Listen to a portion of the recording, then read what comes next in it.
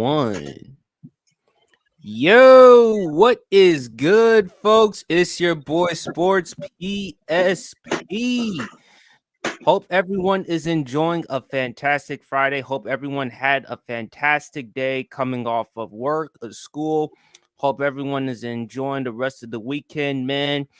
Um, Man, it's a beautiful Friday. Beautiful Friday. A lot of great things to look forward to. Before we go any further, folks, I want to say this Sports PSP podcast has now hit over 20,000 subscribers. First and foremost, I am very honored and grateful. I know this wasn't easy, but hey, a lot of great people along the way. Of course, God, of course, undisputed world champ, BRF Sports, the great talents that you see on the Sports PSP podcast, as Champ put it, the highlight of Friday nights. Always grateful. Of course, Brandon from the block, Baria knows best, Casual, Harrison, Broad, Hot Take Kenny, and also to the people in New Jersey, Mama PSP, love Mama PSP, love my girl Angie, love my girl Kaylin, love my girl Maddie from work. Great women in my life who have helped me along the way, and no matter what, they will always be there for me. I want to thank everyone for helping me out on the Sports PSP podcast. 20,000 subscribers, over 20,000 subscribers. It is a huge milestone. I'm honored and grateful. Just a week away from my birthday. Sports PSP will turn 31 next Saturday. So I am truly honored and grateful. Thank you to everyone who has helped me out along the way. I would not get to where I am at this point. I want to thank a lot of other people from the Grid Network, Barry Grant Jr., Bryson, Ryan Flowers. The list goes on and on. I would not be where I am today as far as content creation and podcasting if it were not for them. There's a lot of people I want to thank, but thank you.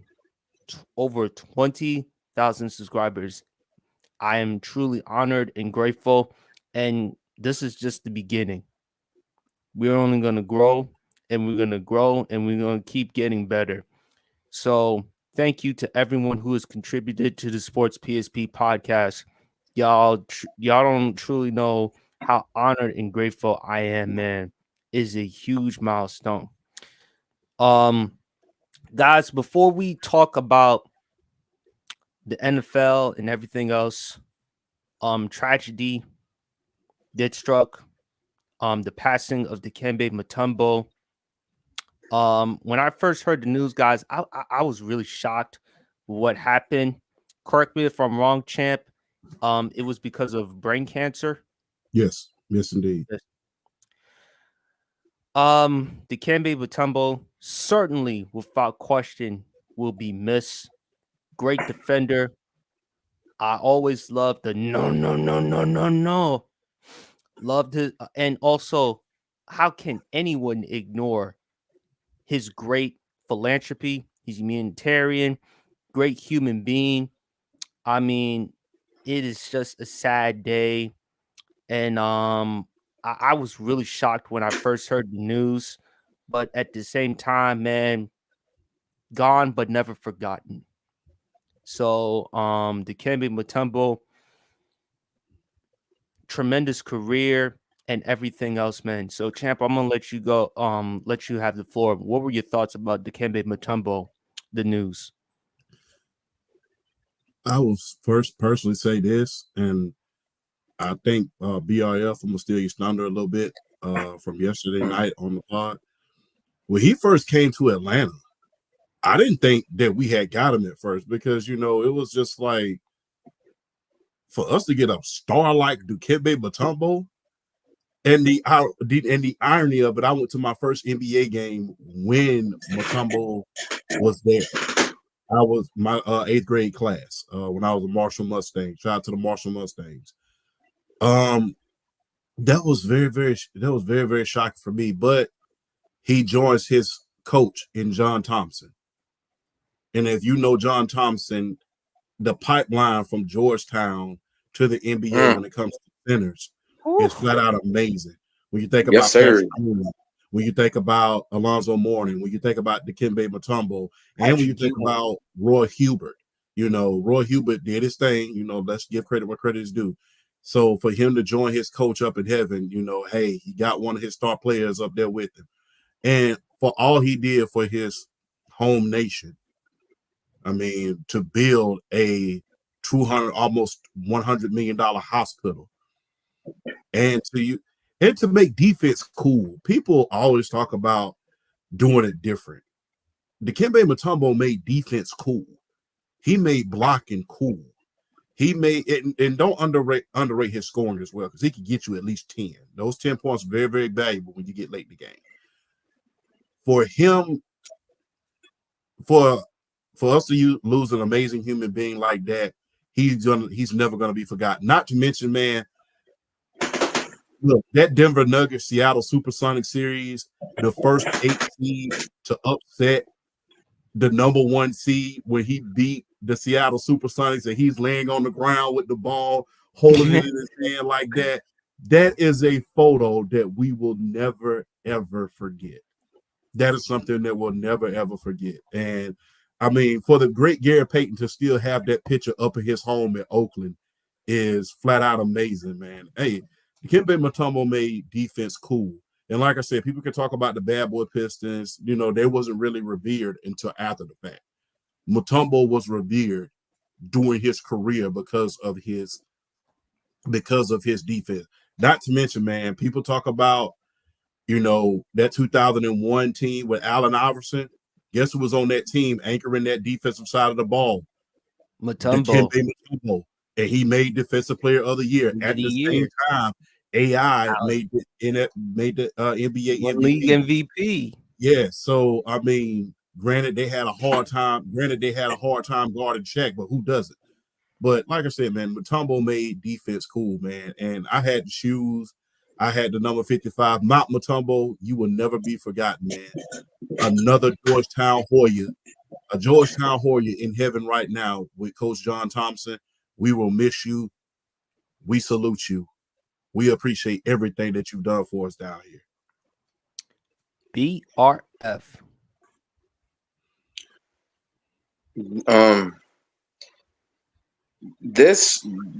Mutombo's passing is one of those passings as a sports fan. It's like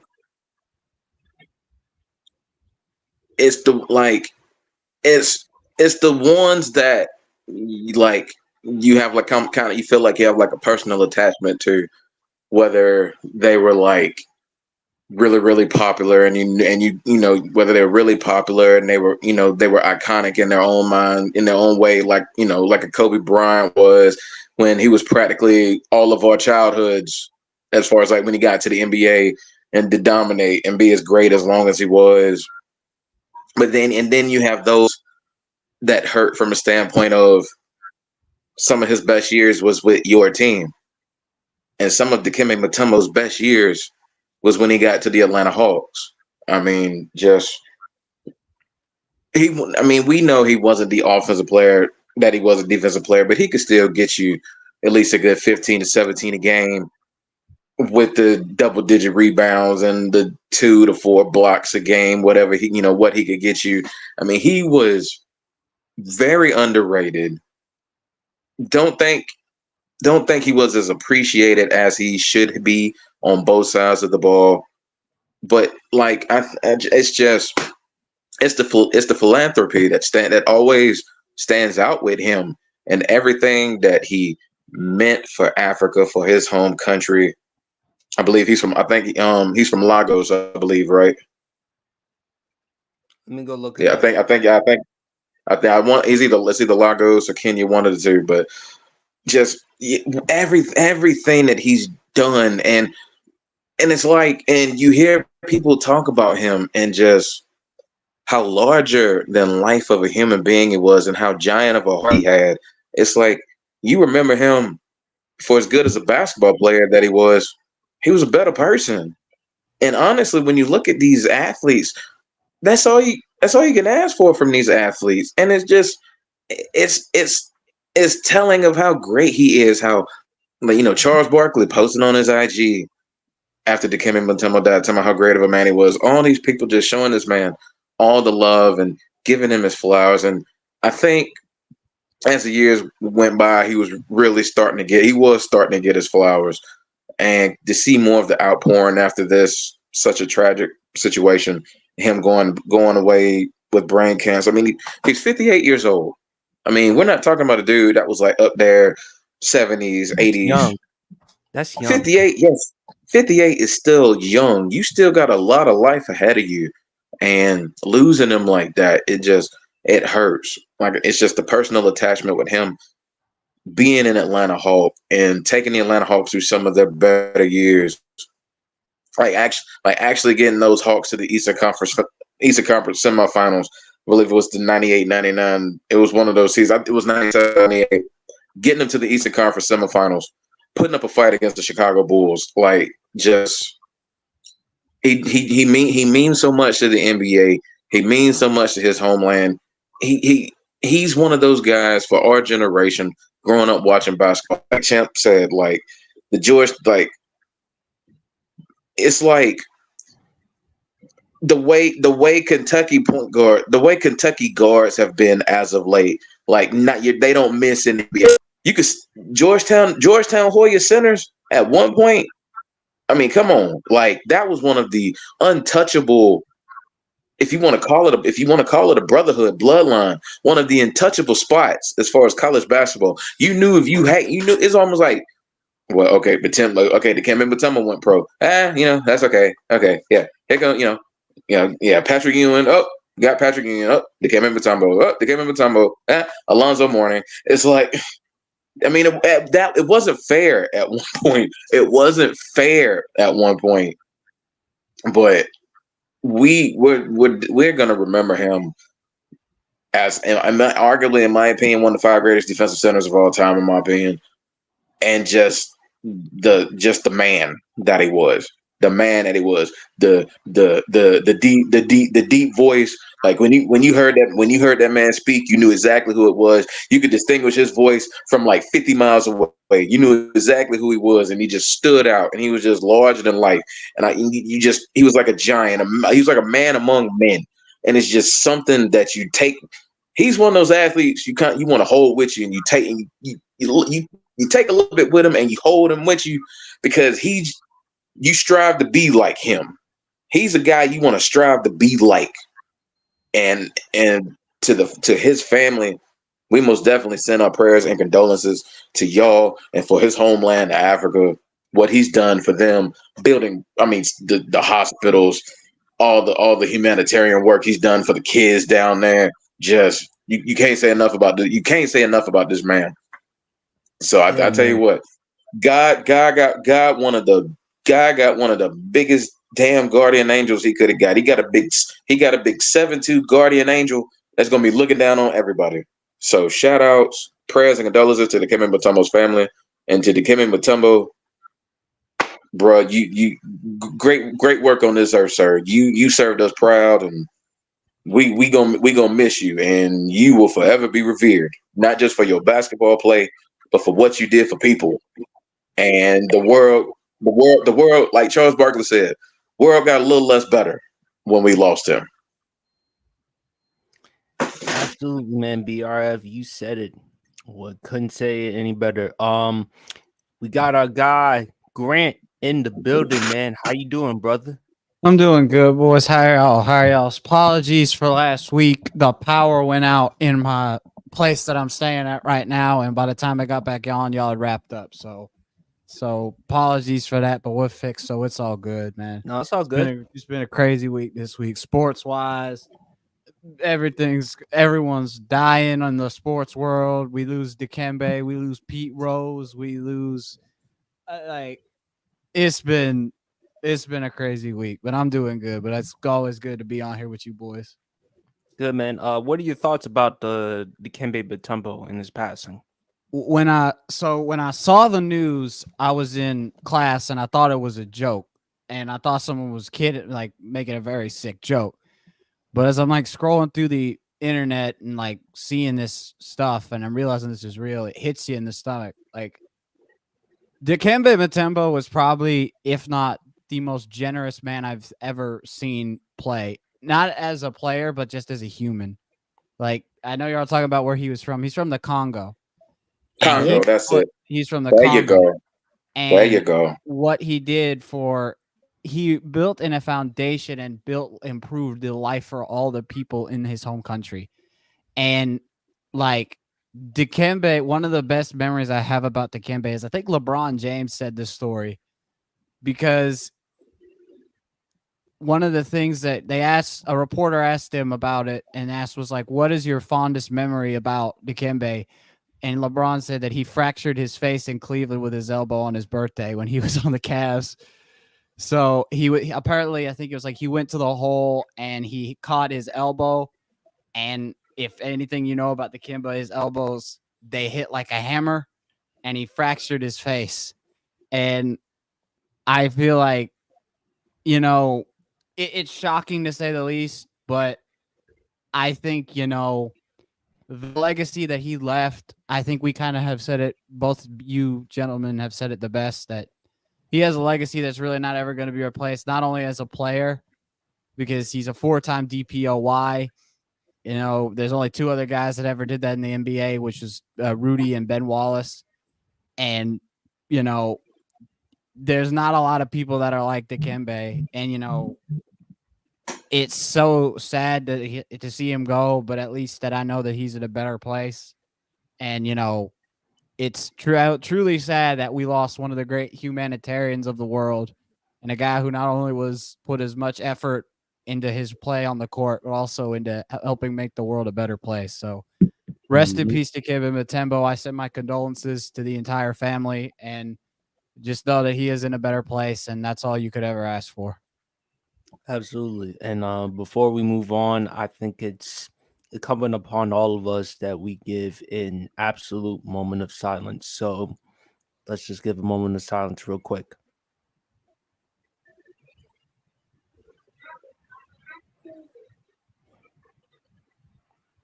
Thank you.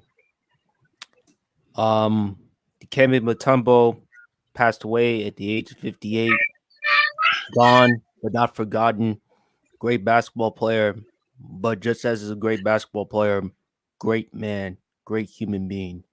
And we lost a tremendous person.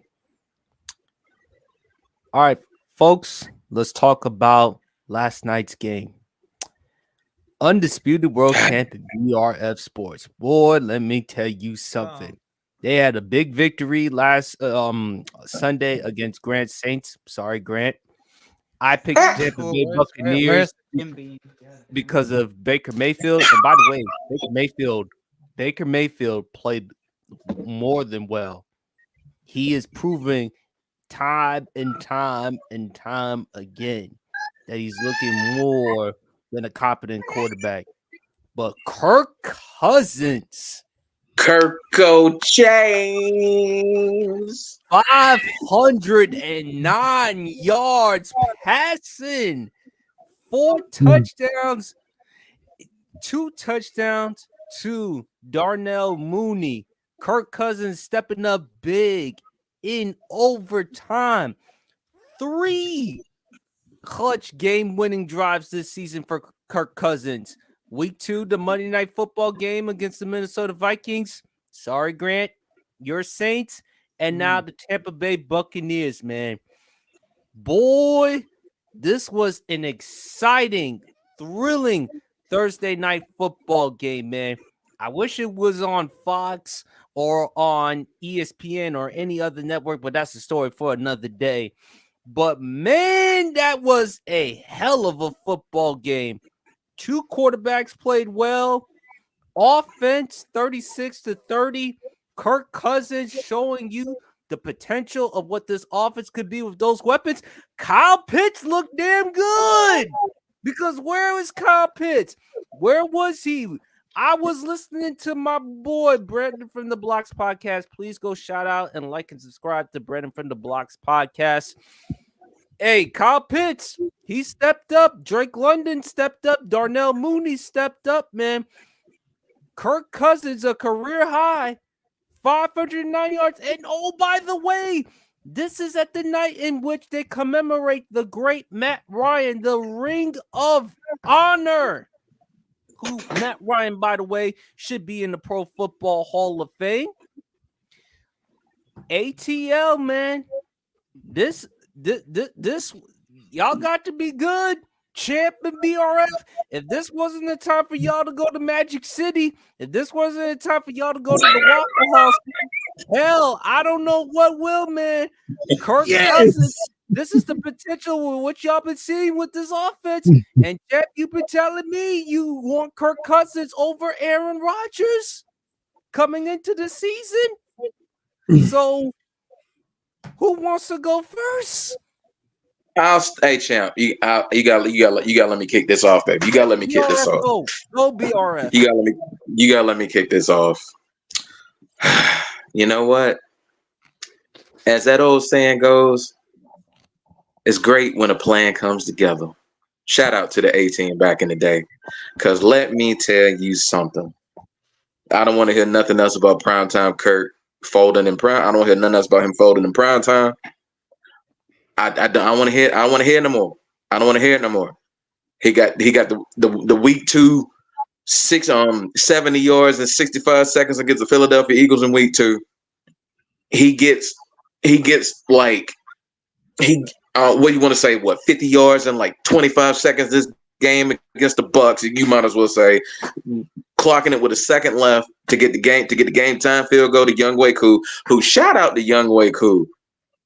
Missing those field goals and then coming back booming a 54 and like a 42 yarder. I mean, if he didn't already solidify himself as a top 5 kicker in the league something like last night did, because to have the beginning performance that he did, to come out and be as clutch as he usually is. He's one of the most, if he's not the most clutch kicker in the league, he's one of the most clutch kickers in the league. But let me tell you something. I got to get this off my chest. For those who are saying the Atlanta Falcons are a playoff contender with this man at quarterback, where you at? Where are you at? Shout out to the coaching staff. Shout out to the defensive coaches who made amazing adjustments in the second half. Here's a stat for you. On 15 pass rushes in the first half of last night's game, they got 0 pressures. At one point going into the fourth quarter, they had already pressured Baker Mayfield 4 times, 1 sack. I mean, they made the right second half adjustments with that defense. They were starting to get in his grill. So shout out to the defense. But Kirk Cousins that was the most comfortable and decisive and on point I've seen him all year. And it's almost like this is probably what we're going to get for the rest of the season. Maybe not to the tune of 509 yards, but this might be the consistency we're about to get ready to see for the rest of the season, because he was comfortable on that foot. He was driving. I mean, there was like a different noise when those receivers were catching balls.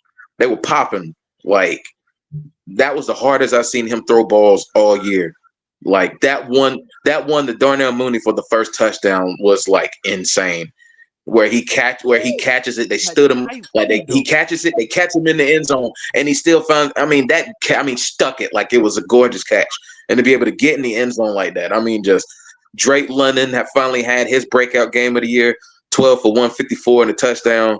Darnell Mooney goes 9 for 105 and 2 touchdowns. Kyle Pitts goes 7 for 88. And then Kadero Hodge out of nowhere goes 67 on 2 yards with that game-winning house call. Like,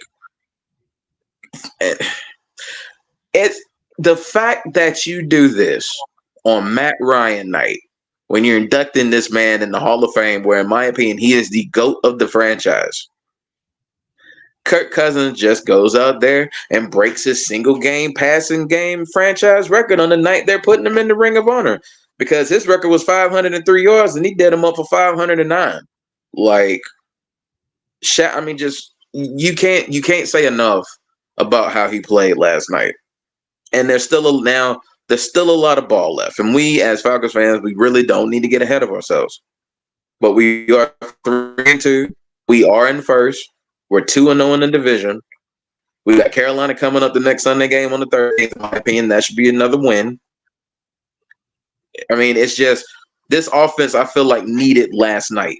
And they were clicking all cylinders. It was like outside of that one pick on the 4th and 15 where he had to force it, Kirk was on his game on, and it was like Tampa could do nothing with him. And you could just see it, like Zach Robinson finally utilizing Kyle Pitts the way you really need to use him. Getting him matchup advantages against the linebackers. You get him the ball early. You let him turn up. You let him use his athleticism and his size to bully these guys. And Drake London. I mean, we've been saying, give Drake London the quarterback and watch what's about to happen. And it's starting to happen. And Darnell Mooney kind of said the same thing with him.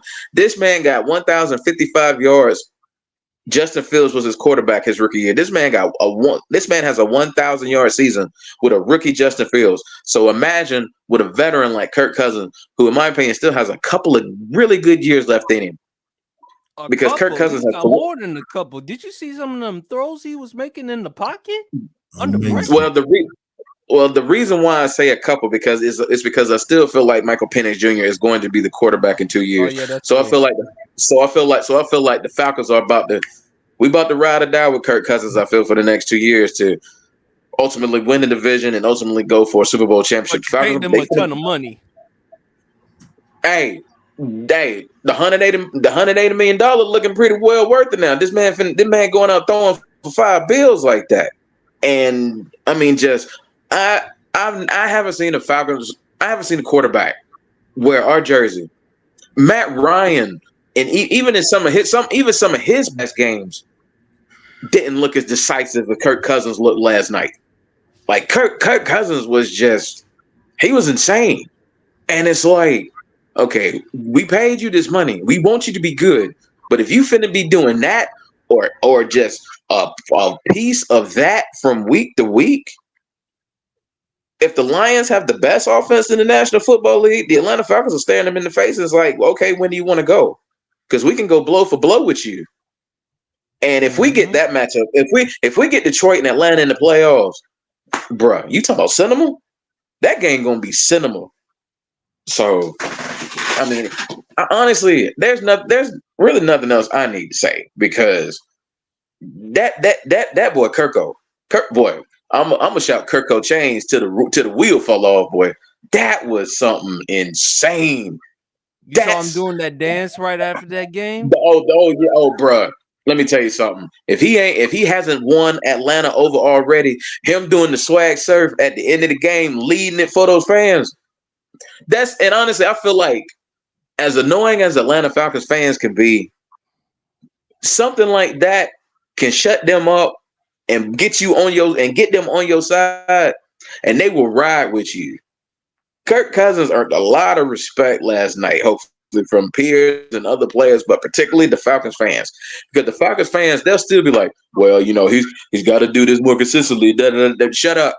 Enjoy the win. Enjoy this. Enjoy this. That's 2 wins in 5 days. Enjoy this. Because Falcons, we don't get this much. So enjoy it. Enjoy this little extra rest. Get ready for Carolina. Do it again. We're pretty much on this, but I have confidence that this offense is about to be ready. This offense, this roller coaster. I tell you, man, this finally might be the stampeding offense we've been waiting to see, and I hate it for the rest of the NFC South if that's the case.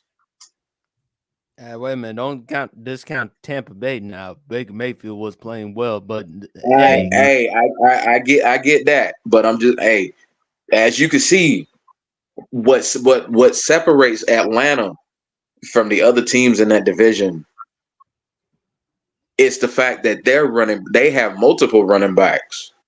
Oh yeah, they have multiple running backs who can not only get you the yards between the tackles, can do this outside zone runs. They're both pretty good out the backfield catching the ball. They just have the Atlanta Falcons, right? Just they showed you when they are on their game, they just have too many things that can hurt you and kill you at any given time in the game. Wait until Kyle Pitts really gets going. Then what are we talking about? If that was the game to wake Kyle Pitts, if that was the game to wake Kyle Pitts up, I don't know what to tell people. That's all I'm gonna say. Hey man, everyone talked about where Kyle Pitts at. When you look, if he had Matt Ryan, and Matt Ryan is going, I believe he'll go to the Pro Football Hall of Fame. Wait till he has a competent quarterback. BRF Chip, y'all would know you had Taylor Heineke and you had Desmond Ridder, who Champ has been on the record saying Desmond Ridder couldn't pass gas even if you fed him refried beans. All right. So, I mean, we all know what kind of quarterback play y'all had, but now you have more than competent quarterback play. We got our guy Brandon from the block. How you doing, brother? Doing good, man. Long time no see, you know. Hey, I got that new job now at TPHP, so I can come in now. Oh, absolutely. You know what? I'm gonna let you go first. I'm gonna let you go, Brandon. What were your thoughts on last night's game? Oh man, Kyle Pitts, man, finally came up. He finally came up, bro. See what happens, bro, when you feed Kyle Pitts the ball? He be doing his thing, bro. Simple as that. Only problem is now they got to feed Bijan, bro. I don't like how they giving Tyler Algier more touches than Bijan. I'm just gonna keep it 100. I just don't like it. Bijan's an amazing talent and stuff like that. He got great potential, but like he ain't, you know, he ain't doing. They ain't giving him the rock like that. So yeah, that even other than that, that's really it. And Kirk Cousins is still, bro. He closer to that than what y'all think. I'm gonna keep it 100. Kirk's better than that. I'm gonna keep it real. Hey, remember I mentioned that on your pod one time with Sports Talk. Yeah. Remember that? Yeah, sure, yeah. Undisputed world champ. Hey, listen, you probably went to Magic City. You probably had a couple of yourself some shots that night. Tell me, man, how do you feel? This was a great win for the state of Georgia. I'm just going to be very, very honest. Usually joke about a lot of stuff, but I'm going to be serious for a second. It's been a rough 2 months for the state of Georgia, man. You had things that went on at the high school, you know, with that tragedy. And then less than a month later, we had hurricanes.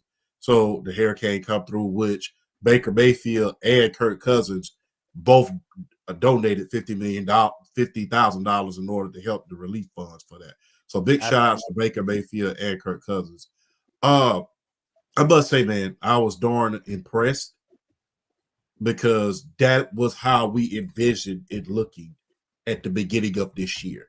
That's how the old paper how we envisioned it. High powered offense going up and down the field. And look, before we forget, let's not forget my man number 3 on defense, Jesse Bates, forced 2 fumbles in order to make some of those things happen.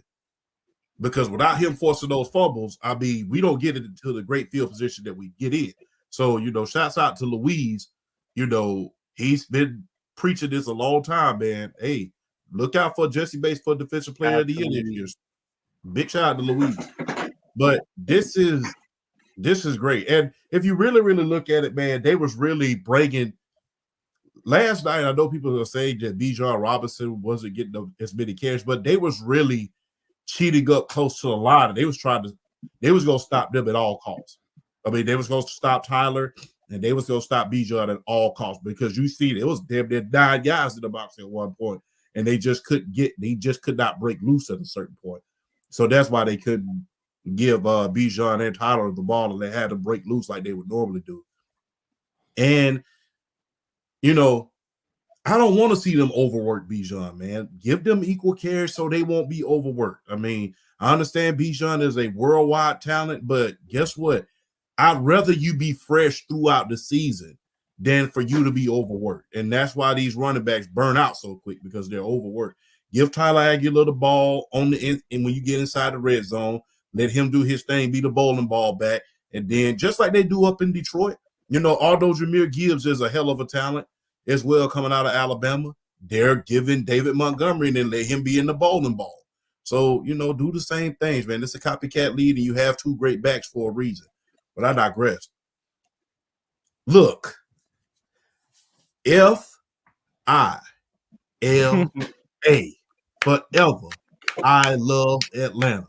Man, and look, Arthur Blank, keep those uniforms, man. Don't be going back to them other ones, man. Keep those Atlanta Falcons uniforms with the red Especially helmet. the Man. red helmets. Yes, man. That brings back so many memories of the old school Falcons with Jerry Glanville and all of those guys, man. But this week was a victory for the state of Georgia, man. From with the tragedy that occurred less than a month ago, then not to mention, with the hurricane coming through, BRF can attest to this because, of the things that he has going. He has to work close with a lot of people with the hurricanes. So, we got a piece of it down here in Columbus, but we didn't get all of it. Prayers to God. Prayers to God. Mm-hmm. And we didn't get any. We came off unscathed, but a lot of people wasn't as fortunate as my city and a lot of other cities in Georgia. Some people lost their lives, but this was a great victory for Georgia in the time of need. Hopefully, my Georgia Bulldogs can pull another one off with Auburn tomorrow. But this was for the state of Georgia, man. And shout out to everyone that's being affected by the hurricanes. Our thoughts and prayers are with you at this point in time. And, man, I enjoyed that win. And if you really want me to be honest with you, man, those losses that we have, they have not been by much. We lost by the Steelers by 8 points. We lost to the Chiefs by a few points, So, I mean, hey, give or take a play here or there, we could be 5-0. But guess what? We're here at 3-2 in first place. But I can't wait to see how much further this offense is going to go. And every move that we made during the offseason over the course of the last 2 years is paying dividend. Matt Judon, Jesse Bates, Justin Simmons, every move that we have made, not to mention, man, look, Grady Jarrett, he came back this year with a vengeance. He back, boy. He is back with a vengeance. Now, he's no Aaron Donald. We will never mistake him for Aaron Donald, but this, man, look, Grady Jarrett is back. And if you know, like I know, hey, the son of the great Jesse Tuggle from the Atlanta Falcons. So I'm excited to see my Atlanta Falcons do a lot of things, especially with some of the turmoil that my home state has gone through in the past couple of months. This was for the state of Georgia. And for you to be doing the swag surf, and they're right behind him, and they're behind him. And that's what I love to see, man. Look, if somebody's coming in and they're winning, regardless, support the quarterback that's at the helm. Let's get rid of all the ghost of the past, and let's concentrate on the present at this point. Because BRF, you could attest to this, we had something good going on for so many years, and they still couldn't forget Mike Vick. They still just wouldn't let us forget it. Although we was winning it, although Matty Ice was winning MVP, going to Super Bowls, going deep into the playoffs, and we was winning more than probably we ever did before in the history of Atlanta. So appreciate it. I'm glad that the fans are behind Kirk Cousins, man. It's amazing. It's amazing to see. And hey, man, look, I'm looking forward to more of this. Let's go in. We going into Carolina next week. Let's go in their house, turn over the trash can, and walk through the front door.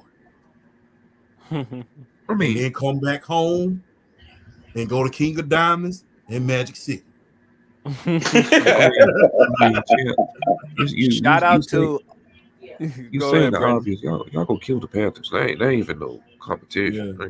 I'm I don't know. Who knows? Andy Dalton may have a heck of a game. He's been playing well these past couple of games. But for the Bucs side of things, can we finally respect Mike Evans, please? Yes, we have. There's a certain individual in our Yeah, yeah, we know him, but there's some other people too, Who? that don't give Mike Evans credit. People just saying, oh, he just get 1,000 yard receiving yard every year. That blah blah blah. He To got be to work to honest, get them yards. Man. Say that like it's easy. Yeah, he got to work to get them You know, he yards. would Bro. have be had honest, 3 touchdowns in that game. There yeah, was one play yeah. in which I'm shocked that Baker he had Mike Evans wide open late in the fourth quarter. Champ, do you remember the play in which Baker went play Yeah, action? Mm-hmm. I thought we was cooked. I'm just being Yeah. real. I thought we was cooked. I Yeah. said, ooh. Mhm. So Yeah, I was like, Baker. Yeah, it was a screen. Yeah, Mike Evans pretty much broke on like a skinny post, wide open. Right. But Baker doesn't see him, hits the screen, and they showed the replay back, and I was like, oh boy, I will say this: like he ain't a route runner like that, but he's a great red zone threat. And not only that, he got good hands, great hands. His hands ain't. Hey man, he I still think he did, he did a lot for Johnny Manziel back in them days at Texas A&M. if someone say he top 10, that I don't think it's crazy, bro.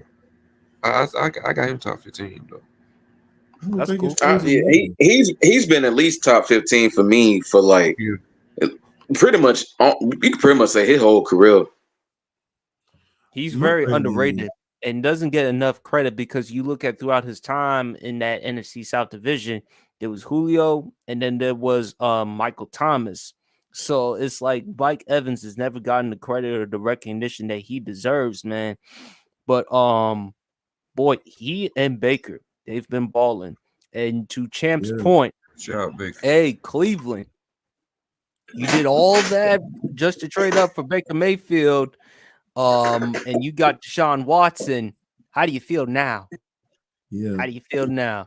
But Grant, Yo, what were your thoughts on last night's game?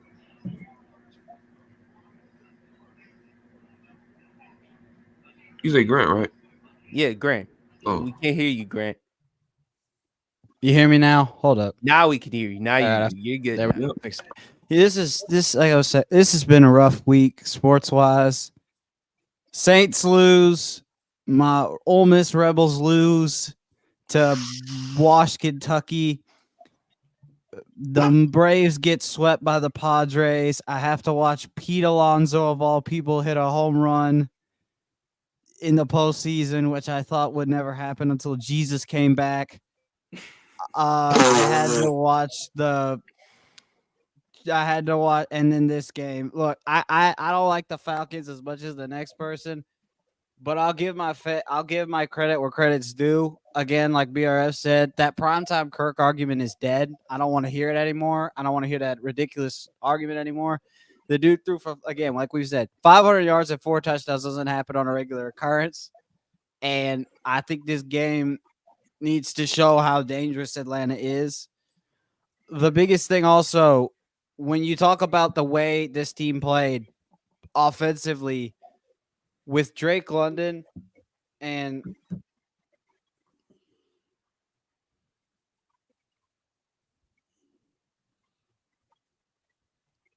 Grant, you there? We lost Brent. I think he froze. I think he froze. Yeah, I think we lost him. But we'll see. Drake London and I don't think Ray McLeod is getting a lot of credit, man. Where's No, the he credit played for well Ray too. McLeod? He played. He went what six catches for 64 yards himself. Ray McLeod has been doing good as well. Back to Mike Evans though, I think that he doesn't get a lot of credit. Number one, that small market factor, regardless of social media, is still there. I don't think he's had consistent quarterback prior to Tom Brady. And also, like I said, small market, inconsistent quarterbacks. The team has not been a glam team up until Tom Brady got there. So a lot of people don't realize that he was a 3-time Pro Bowler prior to Brady. So the thing is, when you're in a small market, because people don't understand, Pro Bowls are controlled by fan voting. Fan voting, and a lot of other big market teams or the big market fans are not interested in Tampa when they're not winning. So I think that small market factor brings it to a factor of why people underrate Mike Evans. And not to mention, man, people talk about, well, he only gets 1,000 yards receiving, and it's not necessarily knocking your socks off. Well, guess what? There's a lot of receivers, including the great Jerry Rice, that was getting 1,000 yards receiving. But guess what? They pay dividends throughout their career. He's on pace in order. He's one of the few players outside of Larry Fitzgerald that is on pace to catch him. Now, is he gonna catch him? No, I doubt it. But the thing is, he is on pace to. So give a lot of credit to Mike Evans. He scored over 100. He scored his 100th touchdown last night, and ironically, he's so humble that he threw it in the stands. He didn't even care about the 100 catch that he had. He just threw it in the stands. So big ups to Mike Evans, man, because the Bucs are not known for wide receivers, if you want me to be honest with you. I mean, he's the best Tampa Bay Bucs wide receiver of all time. I mean, when you think about, guys who've been on that team, Keyshawn Johnson, Joe Jaravicius, Keaton McCardle, just to name a few, he's the best out of all of those guys, and that's saying something. But I think that small market factor. Oh, I'm sorry, Chad. We got another guest in the building. Our guy Kieran. What's up, guys? How you doing, brother? I'm good. Good, man. We just talking about last night's game between the Bucs and Falcons. What are your thoughts? That was one of the greatest games I've ever seen in my life. Kirk Cousins throwing for 500 yards, even after throwing a pick on 4th and 15. Personally, if I were the coach, I would kick it off because 4th and 15, regardless, there's less than 2 minutes left in the game. It's a hard down to get. Just saying. But yeah, Kirk looked great. Baker looked great. There's really no defense the entire day. That game was fun. And that's how Thursday night football games should be. Not like boring games like Broncos and Colts 2 years ago. So yeah. This is a big win for the Falcons. If they lost this game, it would be a big hit to their season because they would be 2-3 and the Bucs would be 4-1. So yeah. Shout out Drake London. He had a great game. Shout out Kyle Pitts. Even though I called him a bust on Brandon's show. Shout out Brandon. But yeah. I saw it. Yeah. Video coming soon. Yeah. It was a great game. Grant, you were kind of frozen a little bit, technical difficulties. I'm working on it now. We all have.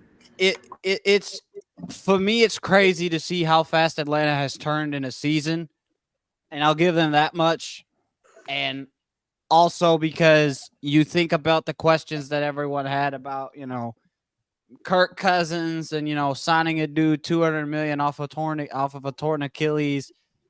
He looks like he's playing fine now. And I don't think you can say much about that Falcons offense because, man, the weapons on that offense, after seeing last night and see again, y'all said it yourselves. You see what happens when you gave Kyle Pitts the ball and you let that dude work and he gives you 88 yards. And I think the shout out really needs to go to Mr. Hodge because on the very first drive of the game, basically getting through the entire secondary and running through to win the game, I didn't like it because I think they need to change the overtime rules and give the other offense a chance to score. So I think it's unfair if they let the first offense score, but that's a different conversation. As for Tampa Bay, I was going to say this, but PSP kind of stole my thunder. I said this on Open Field last year, and everyone called me a little crazy for it. And I said that if this Deshaun move, was going to go down as one of the worst decisions by an NFL organization in the last 20 years, rather than when the Saints basically gave up all their draft capital for Ricky Jackson and he did nothing. And Ricky Williams, but yeah. Ricky Williams, long day. But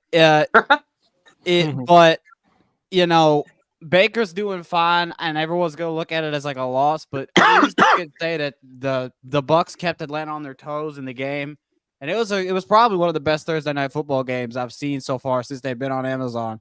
High scoring, very entertaining game overall. But yeah, that NFC South division too looks very interesting because if the Saints beat the Chiefs, which please God. If we beat the Chiefs, then everybody's 3-2. There's 3-2 teams in this division, and that division outside of the Panthers might look very spicy heading down later in the season. So yeah, it's a crazy game, and I enjoyed it. Can I ask a Yeah, question real quick, PSP? Go ahead, champ. We've been hearing a lot about Devontae Adams, and I have to ask the panel this: do you think Atlanta should trade for him? No, No, I think. no. Did you see the Twitter post of Edgar Allan Poe Yeah, that he put on his IG story? I don't. Everyone's thinking he's going to Baltimore. I disagree. I don't think Baltimore is gonna. I don't think Baltimore is gonna make a. No, he wouldn't fit in Baltimore. I no. wouldn't think he would fit it either, because the only teams that I think he's gonna go to, in my eyes, is because he said he's wanted to go somewhere where he's familiar with a quarterback. So either New York with Aaron Rodgers or the Saints with Derek Carr. And I don't think, and the Saints have nothing that we could give. And if we wanted to make a move for, we would have to sacrifice a ton of key pieces in order to at least make an offer. So I think New York, if New York is going to make a move, they could make it. But I think those are probably the only two best options. This is high time, because I've said this before. We all know this. Devontae has not been succeeding in Las Vegas. Like, ever since he arrived, he had a few solid seasons, and then after that, it's kind of just been like he's been stagnant. And I kind of feel like Devontae Adams, he's, in my opinion, he's a top 5 receiver in the game right now. When you have that type of talent and you're not utilizing him, and I think he finally had enough, and he wants to go somewhere where he's going to be able to play at a high level and at least play properly. And so I'm not going to be surprised if we see him go to New York to play at A-Rod. Because, I mean, you put him on that offense with a quarterback he knows, and you got Breece Hall, Lazard, and all that. I'm just saying it's a lot better than what he's got going on, because I feel like the Raiders right now are in sort of limbo, if that makes sense. I kind of feel like Antonio Pierce, a lot of hype was brought in on this guy, and I think he could do a great job. But I don't think Devontae is what the Raiders need right now. I think he needs to go somewhere else. And I think he's either good. If he goes to New Orleans, I will have a stroke and pass out on my floor, and you're going to have to revive me with a freaking Thor's hammer. So, But yeah. I'm hearing. I heard Washington, and the only reason why is because of Jaden Daniels. Let me say this though: if he goes to Washington, Lord have mercy. Yeah, I'm about to be 31 next week. Hell, I'm probably gonna be on. I'm gonna be on some decent Rondo or whatever, because we talked about Brandon Ayuk at one point, trying to acquire Brandon Ayuk because of Jaden Daniels. If we get Devontae Adams, Shoot, him and Scary Terry that'd be together, scary, bro. That'd be scary. and Brian Robinson. woo, That's woo, nasty. Man. Oh That's my nasty. God. That's potato salad with raisins nasty. Sorry. My bad. So No, it's all good, Garen. Go ahead. What do you got to Sorry. say? I'm watching Kyle McCord beat Lamar Jackson. Sorry. But Oh no, it's all good. no, but Devontae, I don't really know where he's going. Does he have a no trade clause? Or I could be wrong. Like does he have to approve to be traded there or to a team? I could be wrong though. I think so, but let me look it up for you. I don't want to lie. Yeah. Because then it gets interesting. Because then the Edgar Allan Poe post would have made sense. Because if he has the option, No, he doesn't. He does not have he a no does not trade have- clause. Okay, that makes it interesting. So, with that being said, I think he'll go to the Jets. I think they'll do everything in their power to get him and Aaron Rodgers and that connection again, because that's one of the best wide receiver to QB connections of all time. It's up there with Peyton and Marvin Harrison, Brady and Moss, all those guys. So I think my prediction, he will go to the Jets, and that would be very scary because you have Devontae Adams and Garrett Wilson is the 2. Yeah, that is pretty scary though too, and especially when you have Breece Hall running the football, man. Yeah, for sure. And Kieran, you would know too. You live in New Jersey like I do. They would be. Oh my God, Jets fans would be going berserk. And you went to a Jets game recently. Oh, That was a tough one, though. Yeah. It okay. It's not even that the game was bad. It made it more depressing because it was raining, and I was cold, Yeah, that too. Though. and the game was boring. Like, oh man, yeah, man. But speaking of an exciting game, Yeah. what were y'all thoughts? And I'm gonna let you go first, Kieran. Mhm. Georgia versus Alabama. Oh, I got. It's a classic Georgia versus Alabama game, at least for the last 5 years. Am I right? Ryan Williams is a star in the making. He is 17 years old. He should be in high school studying for his SATs, but no, he's cooking like freaking cornerback ones, and Jalen Milroe is looking great. That's just a classic Alabama and Georgia game, classic ranked game between those two teams. It's one of the best games like ever, in my opinion. Like Georgia was down 28-0. Like I remember Champ made a video. He's like, "Oh boy, here we go," and then they came back. It was a great game, and I don't watch college football that much, but it was fun to me. So yeah, Grant. Okay. All right. I've been waiting to talk about this all week. And so so I'll just get right down to it. That was game of the year, and it's not even close.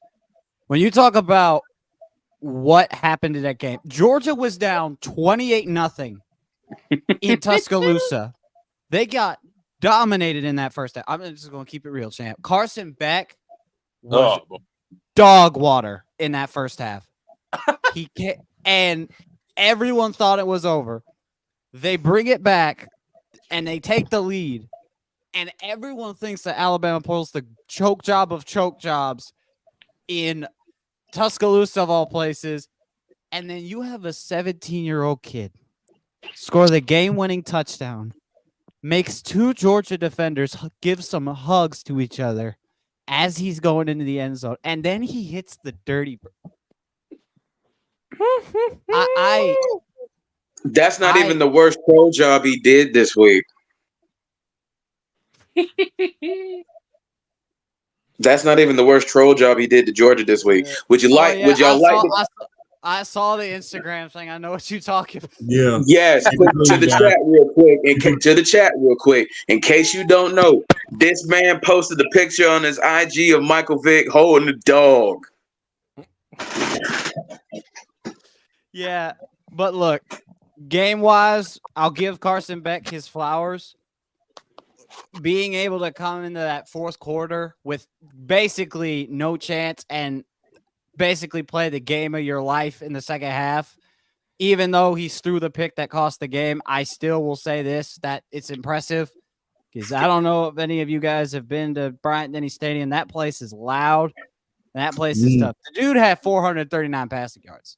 And although he had 3 interceptions, including the one that cost him the game, at least I think we could say that he had a solid game. As for Alabama, the biggest question that everyone had, including myself, was what was the era going to be like without Saban? Could Kalen DeBoer come into this Bama team, but could they still be, that same top level of performance? He proved me the exact same point. This team played probably one of the toughest games they had to play, and they still got tougher competition ahead. And in this game, they showed what they can do. And it showed that, for me, the legacy that Saban had on that program still lives on. The dominance, the aggression, the way you play. There's a lot of stuff that's changed in the way of the culture, but the way they still play is a lot like how it shows you how much Nick Saban influenced that program. And look, as for Bama, schedule-wise, I think they have 2 tough games. They got Tennessee at Neyland Stadium and LSU in Death Valley. And we remember 2 years ago when they played in those environments, they came up short and lost. But this is a different team. And on my mind, it's probably one of the greatest games of college football I've ever seen in my life. And normally we wouldn't get this game until the end of the year in December, and we got it at the end of September. So I mean, you can't really say anything better than that. Like this is what SEC football is all about. Two top-ranked teams going at it, competing competing to stay alive in the hunt for the playoff, and that's all you can really ask for because that's what makes college football so great. You never know what's going to happen, and so shout out to Alabama, man. If you want to talk about a statement win that says we're like if y'all have seen Wolf of the Wall Street, when Leonardo DiCaprio gets up on the table and he screams, "I'm not fucking leaving." Yeah, that's Alabama right now. Brandon. Yeah, Ryan Williams is a dog. Jalen Milroe, he's doing his thing right now. He's like, if he needs to run, he will need to. If he has to make a throw, he will need to. Carson Beck, I ain't gonna lie, I think he'll be all right. I still think he's one of the top quarterbacks in the nation, maybe. But yeah, other than that, it was just a great win by Alabama. They were just a better team. BRF. I have never, in my entire 38 years of watching sports, I have never seen a college quarterback lose as much money in the first half as Carson Beck and make it back just as fast in the second half as Carson Beck. That was, shout out to him. That was insane. To look as bad as you did in the first half and to come back out and still throw for over 400 yards. I mean, shout out to him. But I mean, just this is easily college football game of the year, and this is arguably a top 10 overall sports game of the year. I mean, that I mean, the hype that it got all week, and to go from Sports PSP roasting me and Champ for like the first 45 minutes of the game with AI memes and videos galore talking about how we did all this talk and now we cheating them out of a great game to the best college football game of the year. I mean, I knew I was going to bring it up. I love PSP. That's my brother. But I knew I was going to bring it up at some point because I just thought it was funny. I know you were going to bring it up. I know you were going to bring it up. I had to because when I saw him, because when I saw him, I was thinking to myself, okay, everybody's talking a little bit too much about how one-sided this game is. What? I'm thinking to myself, they're talking too much. Georgia's about to do something real stupid. And they take the lead from 28-0, 30-7, 33-15. They come back, they go up 34-33 with a chance to win. That was insane. Like, Dylan Bell, salute to you, sir, as a wide receiver who torches really good teams across the nation when you play. Shout out to you, Dylan Bell. You are a gentleman and a scholar as a wide receiver. I'm gonna just say that. But Ryan Williams is him. Ryan Williams is the truth. Ryan Williams is the future. I'm talking about. I mean, and everything about him just says dog mentality. The eye black that says kill everybody. That's it. I'm sorry. That stuff like that's insane. That's just great to see. And like I said, and then you go out, you beat them, and then the picture of Michael Vick holding the dog on his IG. That just tells me what type of mindset and mentality that he has. He is going to literally live up to that eye black. He is going to kill everybody that steps in front of him this year. And he's only 17 years old. He is that, I mean, he's already that good. I'm sorry. In my opinion, I feel like, and I know it may be early to say this, that dude's gonna be a top 10 pick. He just go to school your 3 years, come out your junior year, and be a top 5 to 7 pick in the NFL draft. Just do that for me, because you stay consistent like this, it's going to happen. that game was just. I mean, that's one of those like clutch your necklace type of games when you just don't. You just like, oh my, you just don't know. You just don't know what to expect, and like and. But one thing though, and I will say this though, I saw the speech. They posted the speech that Kirby Smart gave to his players after the game. Poor Auburn this Saturday is all I got to say. Poor Auburn is all I got to say. Cause them boys, lose his job. them boys about to get ran. Auburn finna get ran down like straight up. I just get this sense that a game like that to lose in the fashions like that, it motivates teams like Georgia.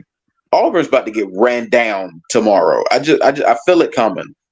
And to speak on the Alabama side of it, man, Jalen Milroe, I'm just more impressed with how he plays. I mean, his ability to throw, his ability to run. I mean, and he's got the clutch gene.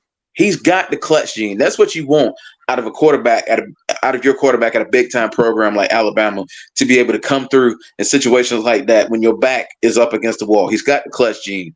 The only thing I will say about Alabama, I think part of that comeback was they kind of took their foot off the gas a little bit and wasn't expecting Georgia to go 0 to 100. And that's exactly what they did. So moving forward, I'm going to need them to just, if you have a lead, no matter who you play, if you have a lead like that, just go ahead and run them out the building. Just run them out the building. Don't give them any hope.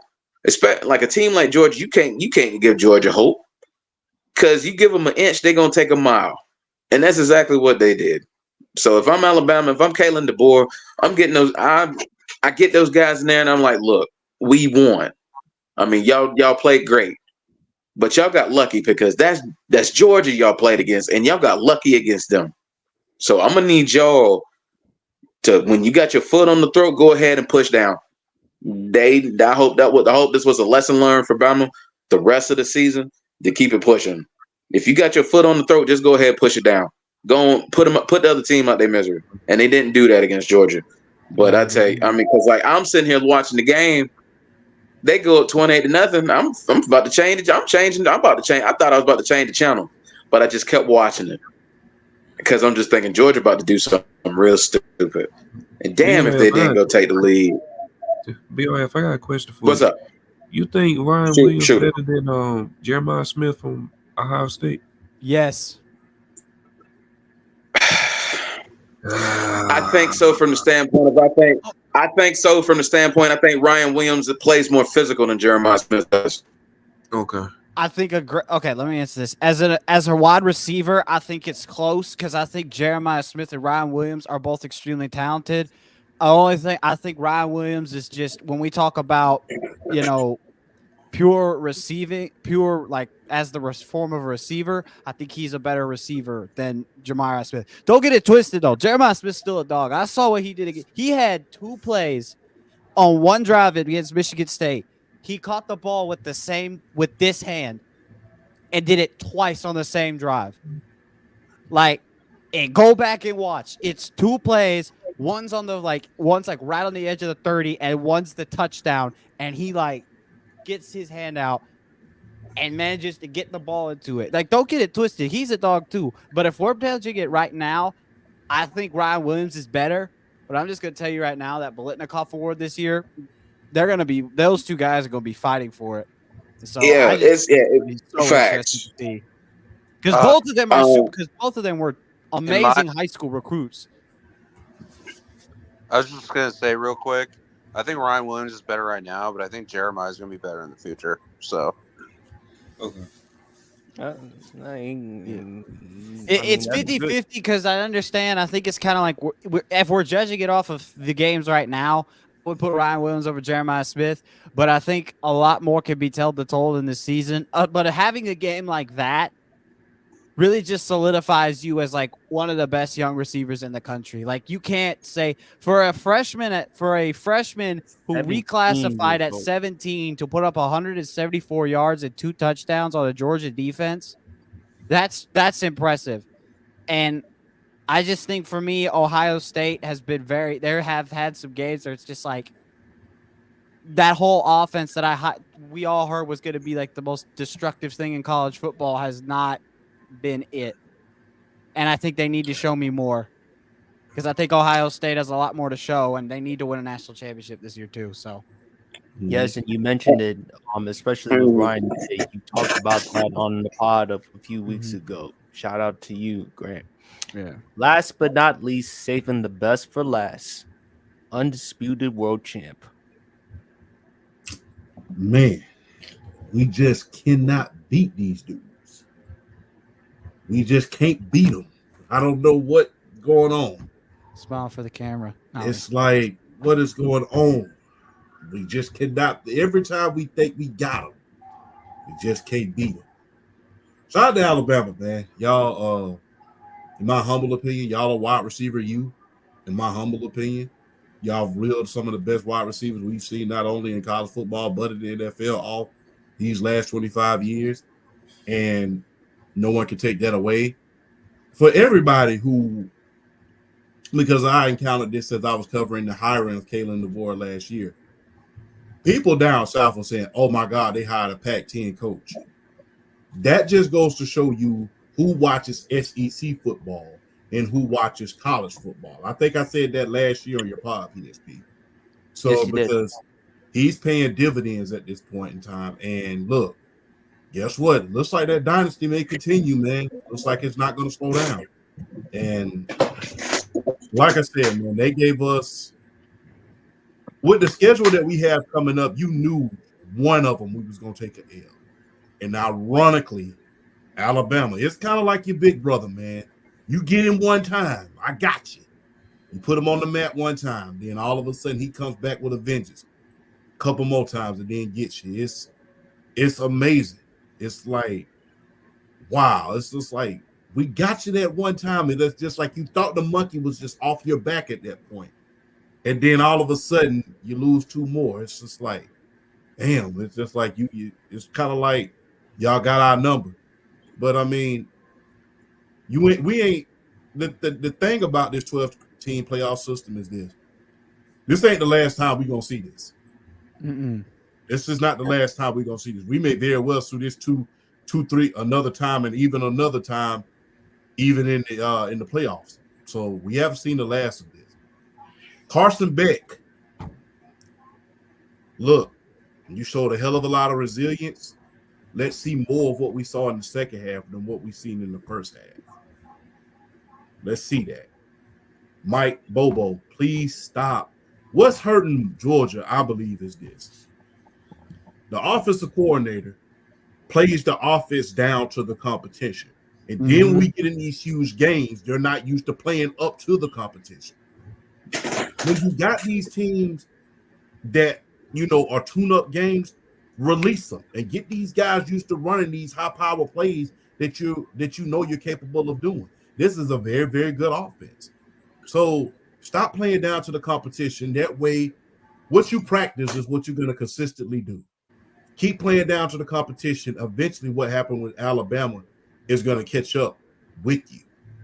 So Mike Bobo really needs to just release that offense and stop making them play down to the competition. Hey, if you go out there and beat a team by 90 points, so be it. Write that apology letter to the NC2A and get it on over with. Stop playing down to the competition. But Jalen Milroe, already 10 touchdowns through the air, 8 on the ground. He's a Heisman Trophy candidate. Let's not discount that, man, because people was questioning him even last year with Nick Saban, and then now people was questioning was they were going to bring in another quarterback. They was thinking about bringing in the Kansas quarterback that came from Kansas State when before Kalen DeVore even left Washington. They thought he was going to come bring him down there. So big shout out to Jalen Milroe. Let a naysayer know. And he proved a lot of naysayers wrong, man. And as far as Alabama is concerned, man, as far as Alabama is concerned, you get on my nerves. You kind of like Duke was when I used to watch college basketball. it's just like you get on my nerves. But you know what? I gotta respect you at the end of the day because it's just like every time you have a huge win, it has to be at the expense of my Bulldogs.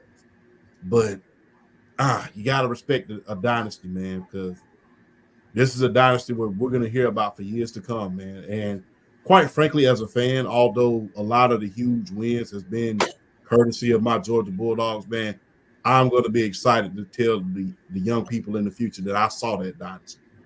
And it's an amazing thing for you to go from the greatest coach of all time to go to a national championship coach who appeared in the national championship just last year and comes in. People are questioning them. You're coming from the Pac-10. You can't run the air raid down here. To you coming in and proving that the air raid still works down south, because hey, the air raid is nothing but another version of the run and gun, the fun and gun offense. Let's just keep it all the way 100. That's true. But for you to come down here and prove that the air raid works down south, and now you have even better athletes than you did in the Pac-10. Now you have a quarterback that's even more mobile than Michael Penix Jr. Now you have a receiver like Ryan Williams.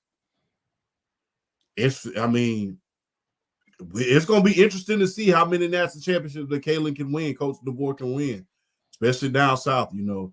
And look, although people get on to the conference realignments and things like that, I'm so happy we're seeing these difficult games with these difficult schedules, because now, I hate to say it, I hate to be cliche, once you make it through that schedule that you have in the SEC, and then you make it through the playoffs, now you are the undisputed national champion. There is no more excuses. Oh man! Really quick, I just want to say this before I forgot. Sorry, PSP, but this thought crossed Go my ahead, mind. Grant. I also say this about Georgia too. You know, the biggest thing a lot of people are saying is, you know, y'all can't get over the hump.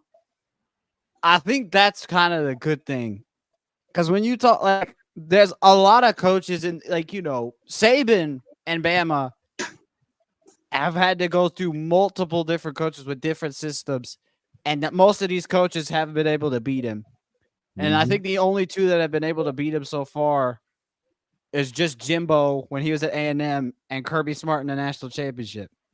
And I look at that, and that's like, for me, that's impressive. Because let's be honest, everyone in their mother thought at that halftime that this game was over and all Alabama was going to do was just basically run the game out to the clock. And for Georgia to come back in that fashion and put it with it, take the lead also, and put the game on their terms. And yes, the mistake from the defense that gave Robert Williams the score, that can be gone into detail. But I think that needs to be shown too, that I still think offensively, this Georgia team is as dangerous as they could ever be. With the weapons you guys have, I think that's the thing with Georgia. Every year, I feel like they have powerful, like Bell, Smith, ETN, Lucky. Those guys are great players. And I think with Georgia, especially now, I think with Georgia, they're kind of in a situation where you can't really take another loss if you want to get in the SEC championship, because you still got Texas you got to deal with too, mind you. And that, the way they've been playing right now, that's going to look interesting when that game comes around. But I think with Georgia, it's impressive because it showed you that they didn't quit and that they didn't want to give up in the fight. And honestly, a lot of other teams, if they're in that position, they would have thrown in the towel. But for Kirby Smart to call the game the way he did and have them make it even worth of a chance is honestly the most impressive thing. So I just wanted to say that real quick.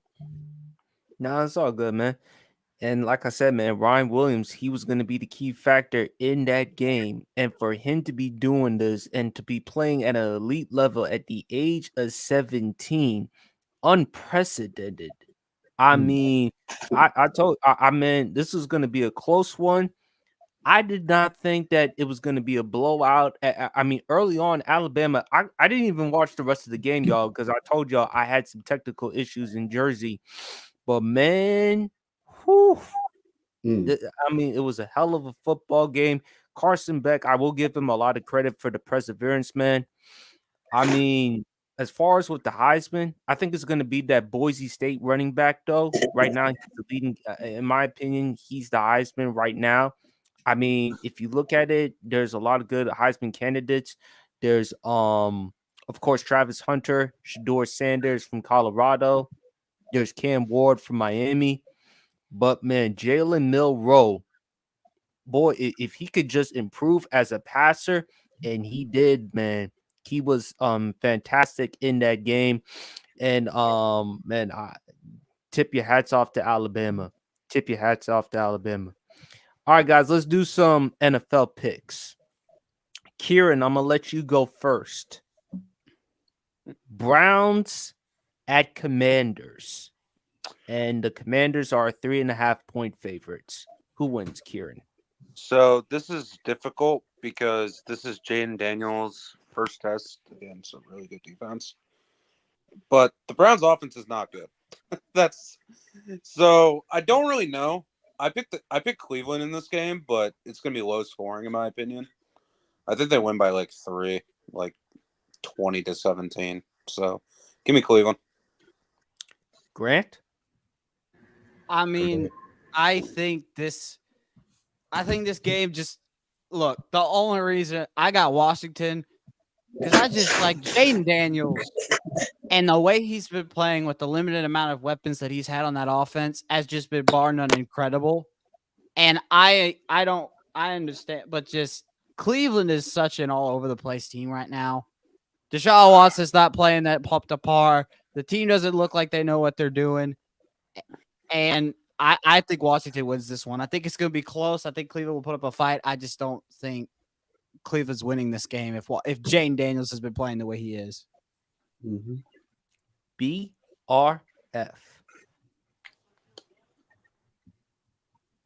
Jaden Daniels. Okay, so yeah, this is definitely Jaden Daniels' first test against a defense that actually knows what they're doing in Cleveland. But that offense is just so suspect. I mean, they are just suspect. Now, Nick Chubb finally is out practicing with the team. We don't know how long it's going to be before he gets to play, but I'm definitely hoping to see him play this season and just see what he can be as far as like taking burden off of Deshaun Watson. I don't know what's been going on with Amari Cooper as of late with all the freaking drops. I mean, I don't know what's been going on with him as lately. Exactly. I don't know what's been going on with him as far as the drop passes. That is usually not his forte to drop passes. So that's weird. That's just crazy on his part. I am going to pick the Washington Commanders here because it's like I said. This is okay. If I'm going back to that Arizona game real quick, that Washington defense for the first time in a while played with some confidence. They played with confidence.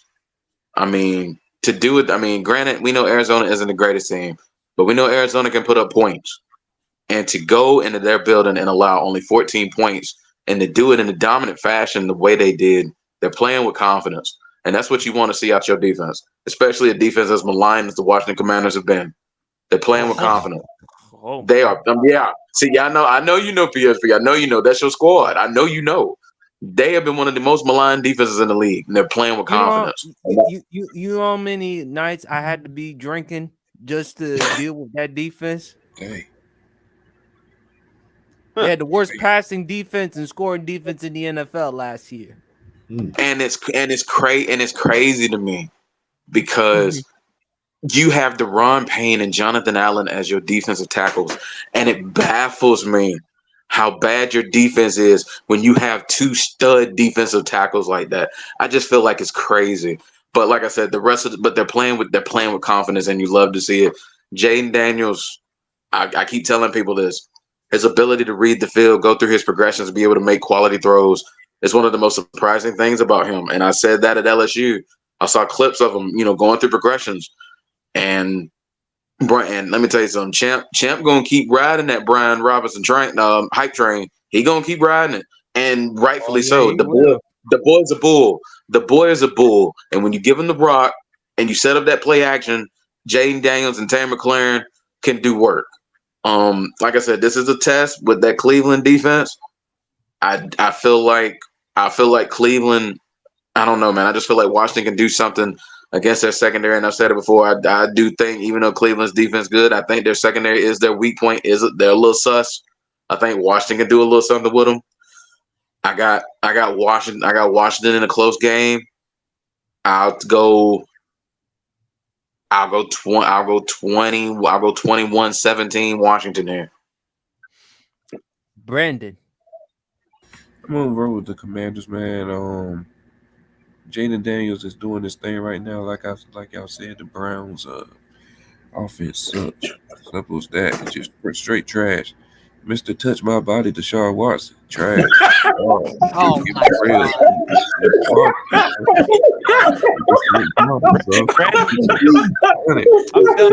Bannon, just for that statement alone, kick him out. Kick him out. Kick him out. No, stop. Stop talking. You are banned.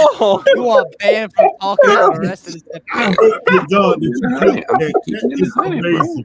That is amazing. Oh, no question. I'm clipping that. Please. Oh my God. Brandon's been ready to say that, bro. Shout out Bama, bro. But anyway, Sweet home Deshaun Watson got that. Lord have mercy. Deshaun Watson got that Mariah Carey CD Where in the my car. May God have mercy on your soul. And when you play that like to I the said, Bazoo he's Sparta, trash. you just hear it blaring down the street. I'm gonna use a chimp paraphrase. Well, preference. In the words of Mariah Carey, touch my body. Hey, that's Deshaun Watson right there. Hey, no. Again, shout out to my dog Bama. But yeah, hey, Champ, you did say it's the show a highlight of Friday nights. but yeah, stomach. I got the Commanders. Got the Commanders.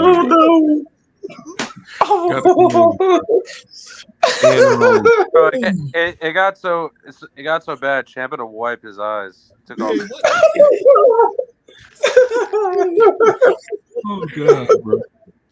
But yeah, Terry McLaurin, man, he's back. He's making a comeback.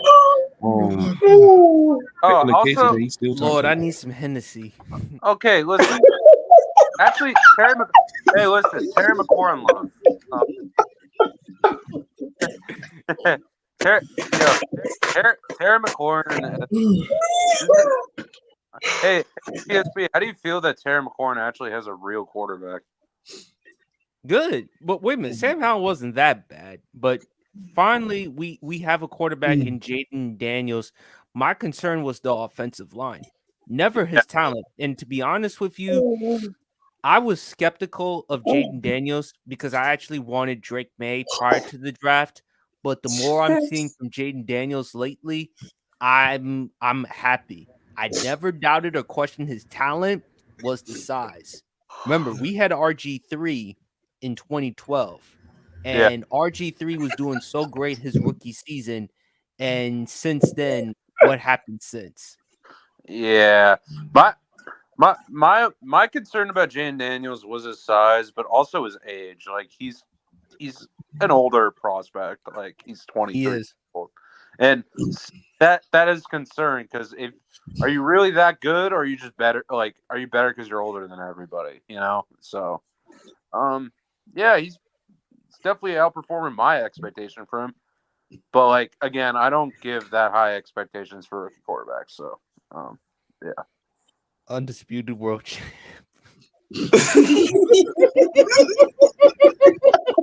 Since when did the Sports PSP podcast became VH1 all of a sudden? Brandon, don't ever do that to me again. Are we gonna have to be the Kardashians all of a sudden? No. For the Kardashians, this show will die. But anyway. Don't do that. Don't do that. So, In the great words, I can't even talk. In the great words of Snoop Dogg and Dr. Dre, I'm rolling with the wash. Cool. I'm rolling with the wash. Hey, man, I don't trust that offense in Cleveland, man. The offensive line is suspect. Amari Cooper is, his hands are made of frying pans at this point. I don't know what's going on.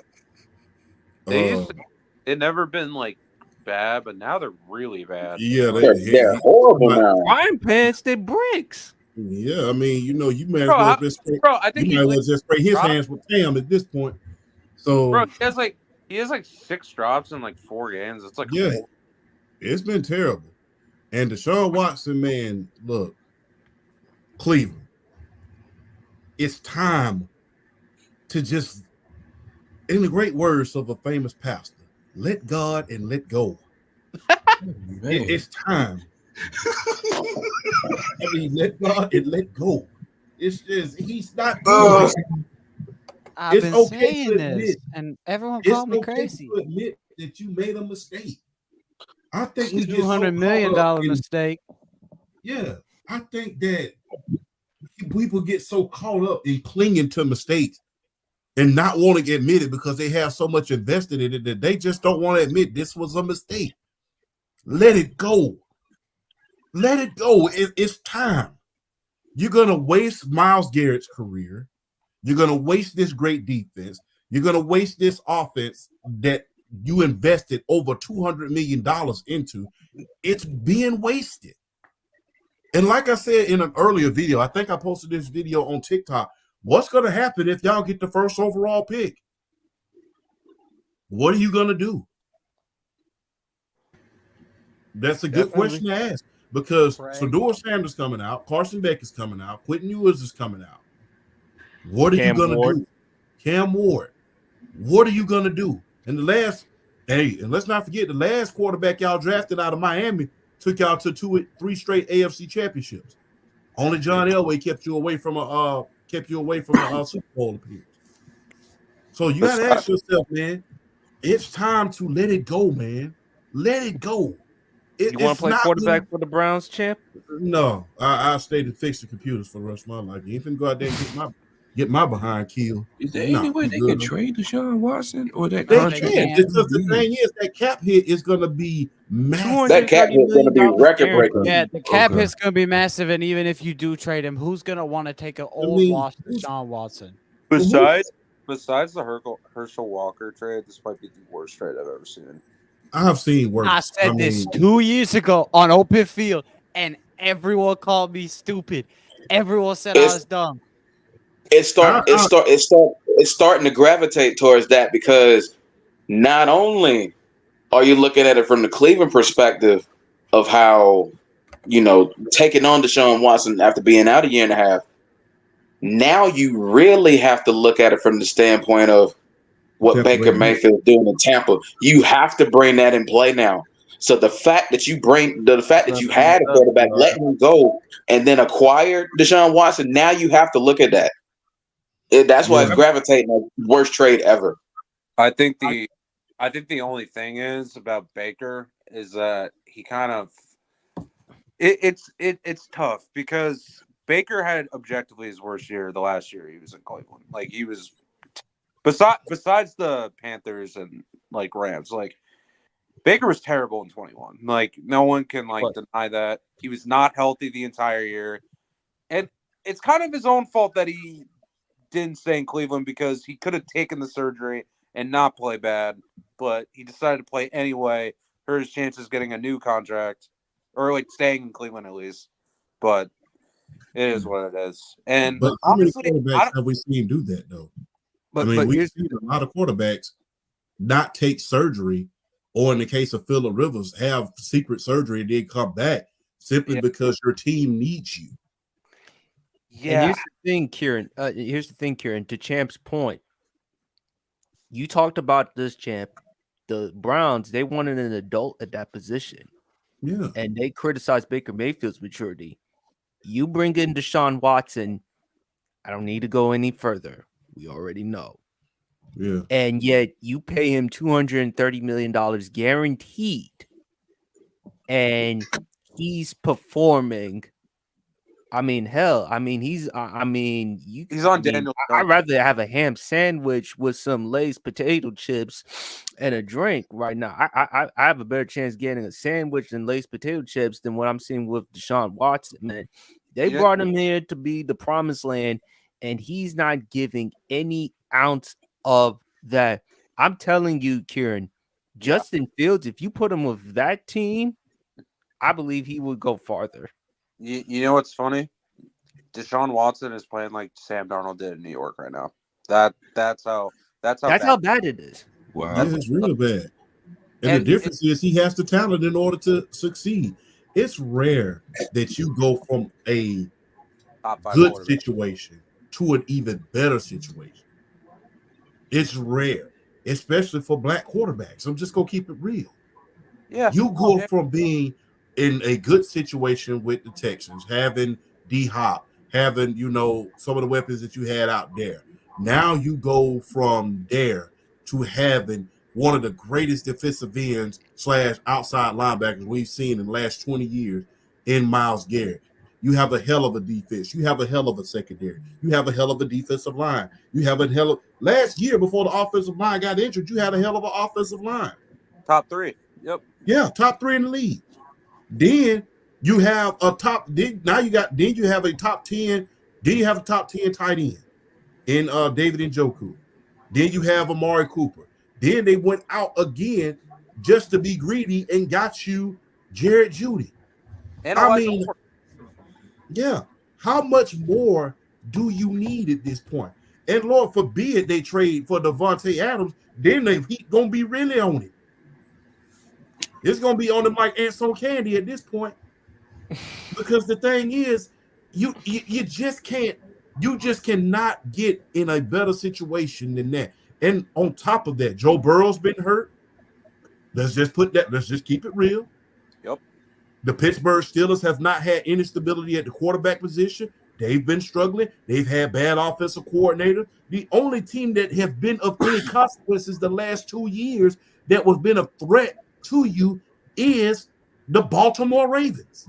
Yeah. So you could have, even if you could have snuck into the playoff a few times, it would have been okay. We see the progression, but you haven't been able to do that. And like I said, they are on the verge of getting the first overall pick next year. And if you know Cleveland like I do, their track record is not good, even with the first overall pick. Look at Tim Couch. Look at some of the other picks that they've made. Courtney Brown. Mm-hmm. So, hey, you got to think about it, man. Like I said, you got to man, get it together. you got to get it together, all the way together, because guess what, man? This $200 million contract that you just gave him, hey, I don't blame you if you say, hey, man, it's time for you to get up out of here, because you're losing to the Raiders, who was without their primary pass rush. That's the bad thing about it. And Devontae Adams. Pass rusher. Devontae wasn't there either. No, Right. Devontae, they didn't have any offense. They didn't have any defense, and you still lost. He didn't play good. He didn't play good either. Pathetic. He didn't play good either. No, he didn't. And like the sad reality is that once quarterbacks that go to Cleveland just die. Like I don't know what it is, but No, Kieran, either that's purgatory or worst case scenario, hell. yeah. I Well, thought the that thing was is, he has a Chicago. good team there. No, I know, he right? does. I No, know. but Champ, Yeah, he's in a much better situation, and you would think, man, I got Amari Cooper, I got the Yeah. offensive line, I got everything, I got the money. What more could I ask? And he's not performing. And meanwhile, my predecessor Baker Mayfield, he's going to Tampa, and Baker Mayfield. If Tampa were actually 4-1 or 5-0. Baker Mayfield would be an MVP, would be the leading candidate for the MVP because of the numbers that he's putting up. And it goes to show you with Tampa, with Baker and Sam Darnold, Yeah. coaching Champ. And Yeah. Deshaun Watson, and I got to give credit to Sports Talk. Shout out to Sports Talk. When you miss that amount of period of time, you don't come back. It's hard for you to come back and be what you once were. It really is. Because you seen with Deshaun Watson now, he doesn't look the same, man. He doesn't look the same. And look, there's you can look at the offensive line. Yes, there's Nick Chubb not there, but at the same time, we paying you this amount of money to be the guy to get us to the promised land, and you're not giving us that. Nope. So Can I have an honest conversation about this? Like, is it the scheme? Because No. I don't Look at what Joe Flacco did last year with that same scheme. Yeah, Yeah, no, that's what I was gonna say. no. I'm saying like Deshaun Watson, like he likes to make plays with his legs. Like Kevin Stefanski, like look at all the quarterbacks he succeed with. Kirk Cousins, like Joe Flacco. Like I don't know what it is, but like Deshaun Watson has always been a guy that like make plays with his legs, like escape from the pocket. Like I just don't see it. It just looks like he's. But the thing is, he went into the locker room and with the coach and said he did not want to draw up any plays where he was running the ball or using his legs. So, which is one of the dumbest things he could have said. Exactly. So if it's the scheme and somebody said, okay, look, we're seeing that this is not working. Do you want to switch it up and let's go to some more stuff you're comfortable with? And you say no. Okay, then guess what? I don't want to hear anything else. It's just like somebody asking me, hey, champ, are you hungry? And I say no. And then 5 minutes later, hey, I want a sandwich. I don't want to hear what you got to say anymore. Yeah. Because it's like, guess what? You had an opportunity. And like I said, you can't blame this year. We can blame it on the offensive line and stuff like that. But even last year, when the stars were aligned for you, you still could not perform. Yeah. You still could not perform. The best you'd ever look was that last drive where you took your team down the field. And guess what? That was the last time we've seen you. And like I said, I think it was a couple of weeks ago.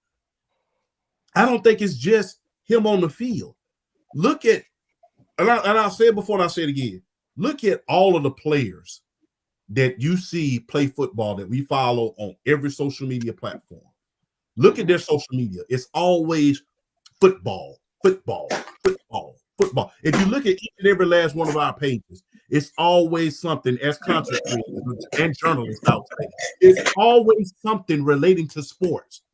We're not necessarily putting all the other stuff on there. When you look at Deshaun Watson's page, you see all of the other stuff. You don't never see nothing related to football. And that is another problem. Are you focused on, like I said before, are you focused on being the quarterback on one of the greatest franchises in history? Or are you focused on being a celebrity? Because that's what it looks like. And perception is reality at a certain point. All right, guys, let's move on to the next pick. But before we do that, a comment from Brother BRL. Shout out to everyone in the chat, including Sports PSP. Keep up with good work on the channel. Appreciate and shout out from the South Bronx. Hey, appreciate you, brother. Brother BKL Contreras, aka Sports Entertainment Guy. Hey, man, appreciate you for commenting. Oh my God, the next game we about to pick. This is going to be a hell of a game. Bills at Texans. And the Texans are a 1-point favorite. Grant, you go first. Who wins that one? You said Bill. You said Bill. Bills at Texans. At Houston. This game is so hard to pick because both teams are just so talented. And I feel like in my mind, when I look at the game, I just feel like both sides really got to get a win. But Buffalo, after the way they got beat up by Baltimore last week, I think they need it more, especially when you look at what happened in that game. I just think this game's going to be a bigger game for Buffalo, and I think they're going to go out there and win it. And I got Buffalo winning it. Kieran? I got Houston. And no disrespect to Josh Allen. I think Derek Stingley and Kamari Lassiter, he's been a dog this year. They're going to get problems to these Buffalo wide receivers a lot, I think, because I just don't trust them as separators like Shakir, Keon Coleman. Yeah, they're like okay, but they're not some of the best separators in the league. I think Josh Allen this game is going to rely a lot on his legs than his passing because That pass rush has been really good this year. But I don't think they're going to get blown out. But I have Texans 30-27. So BRF. I got. I've been looking at this game. I'm looking at like trying to analyze strengths and weaknesses for each team, and I think coming in this game, I think I'm gonna go Houston here because I feel like when you got a game like this with teams that are like close to being evenly matched, I look at home field and then I look at you kind of have to give a team an advantage like in certain areas, and I feel like I'm giving Houston the edge because I mean Houston for me right now have more weapons on offense, and I think their defense at home is going to be able to get good pressure on Josh Allen to be able, for him to kind of speed up the clock and speed him up as far as making throws he don't necessarily want to make. I think this is a Danielle Hunter game. Games like this is why you go out and sign a Danielle Hunter. Danielle Hunter, I think, is gonna earn his money this week. So I got Houston. I'm gonna go 27-24 Houston here. Brandon? I got the Texans, bro. The Texans, like offensively and defensively, I think they just better than the Bills overall. It's just that simple. I mean, the Bills got. Although they got Josh Allen, although he's playing hella good right now, the Texans got that defense. And I think they will get the Josh Allen, and they got the secondary shout to us. I think they got Stingley. Mm-hmm. Yeah, he's playing hella good. Stingley, Yeah, he's playing good. But I got Texas with this one, bro. I think it's gonna be a good game though for sure. Champ. Hey, that Buffalo defense just took a hit because Vaughn is out for the next 4 games. So they definitely gonna be missing him. wait, who? Von Miller. Oh, out Yeah, for he's the- suspended for the first 4 games. yeah. So he'll be back in week 8, So I'm just gonna be real, man. I think the Texans, I think it's gonna be Stephon Diggs' revenge game. So I think he's gonna go back and they're gonna try to force feed him the ball in order for him to have a good game against the Buffalo Bills. So hey, I'm taking the Houston Texans, man, and I want them to win, man, and win in dramatic fashion. We picked them, I think they're the pick of many in order to try to at least get to a Super Bowl this year. And I want to see that whole trend continue. I think they're going to do a great job against the Buffalo Bills, especially without Von Miller in the line. I got Grant in this one. Oh, wait. Oh, come on. Uh-oh. BRF for lagging. All right, I'm gonna can you hear me? Yeah, we can. Dang. Hey, how far do y'all think that how much do y'all think that the defense is going to be effective on the Buffalo Bills now that Von Miller's in there? Is that a huge loss, or can they make up for it at this point? He's their best pass rusher. He's their best pass rusher for me. He doesn't have the impact that he has 2 years ago, but it's definitely still a big loss. They still have Gregory Rousseau. They still have Ed Oliver. They have that other guy. Who's the other guy? Yeah, I'm good. What's his name? Ebenezer. Yeah, so I think Ebenezer will get more snaps. Mhm. So, I got Bills winning this one. okay. I'm concerned about Houston with their penalties. They gave up too many penalties in that game against Jacksonville. But I will say this, though. At some point in time, we got to start talking more about Nico Collins. We talk about Tank Dell. We talk about Stephon Diggs. Nico Collins has been playing terrific, and he plays at another good school other than OU, Michigan. He has been balling. It's going to be a tough one, though, but I'm going to go. I think it's going to be high scoring. Bills 30, Texans 27. Damn. Josh Allen is going to do something crazy. Even Yeah. though they lost against the Ravens, that throw he made the other night, though, whew, That is one of the best Oh, throws.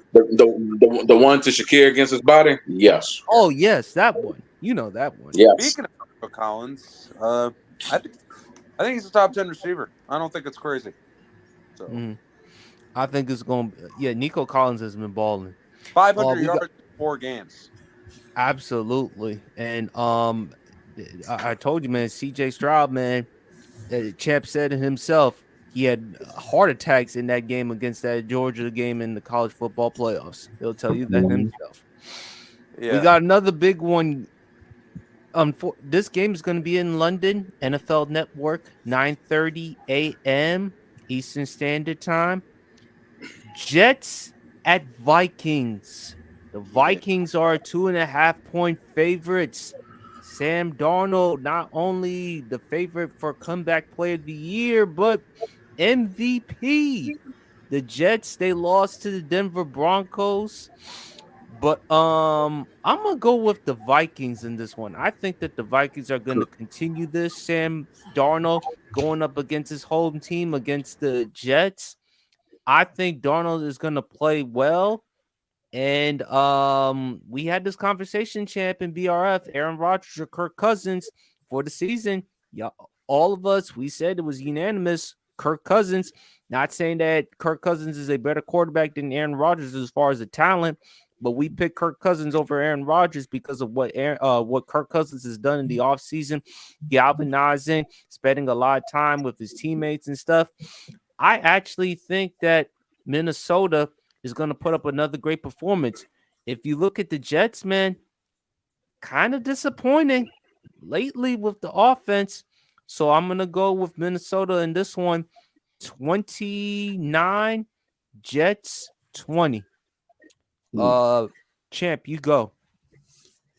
Anytime that you cannot beat a rookie quarterback when he throws for only 57 yards. Let me say that again.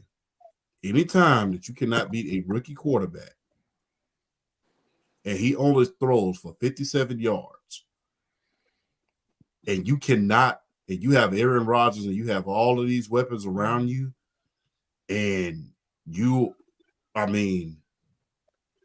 can't score a touchdown, that is a problem.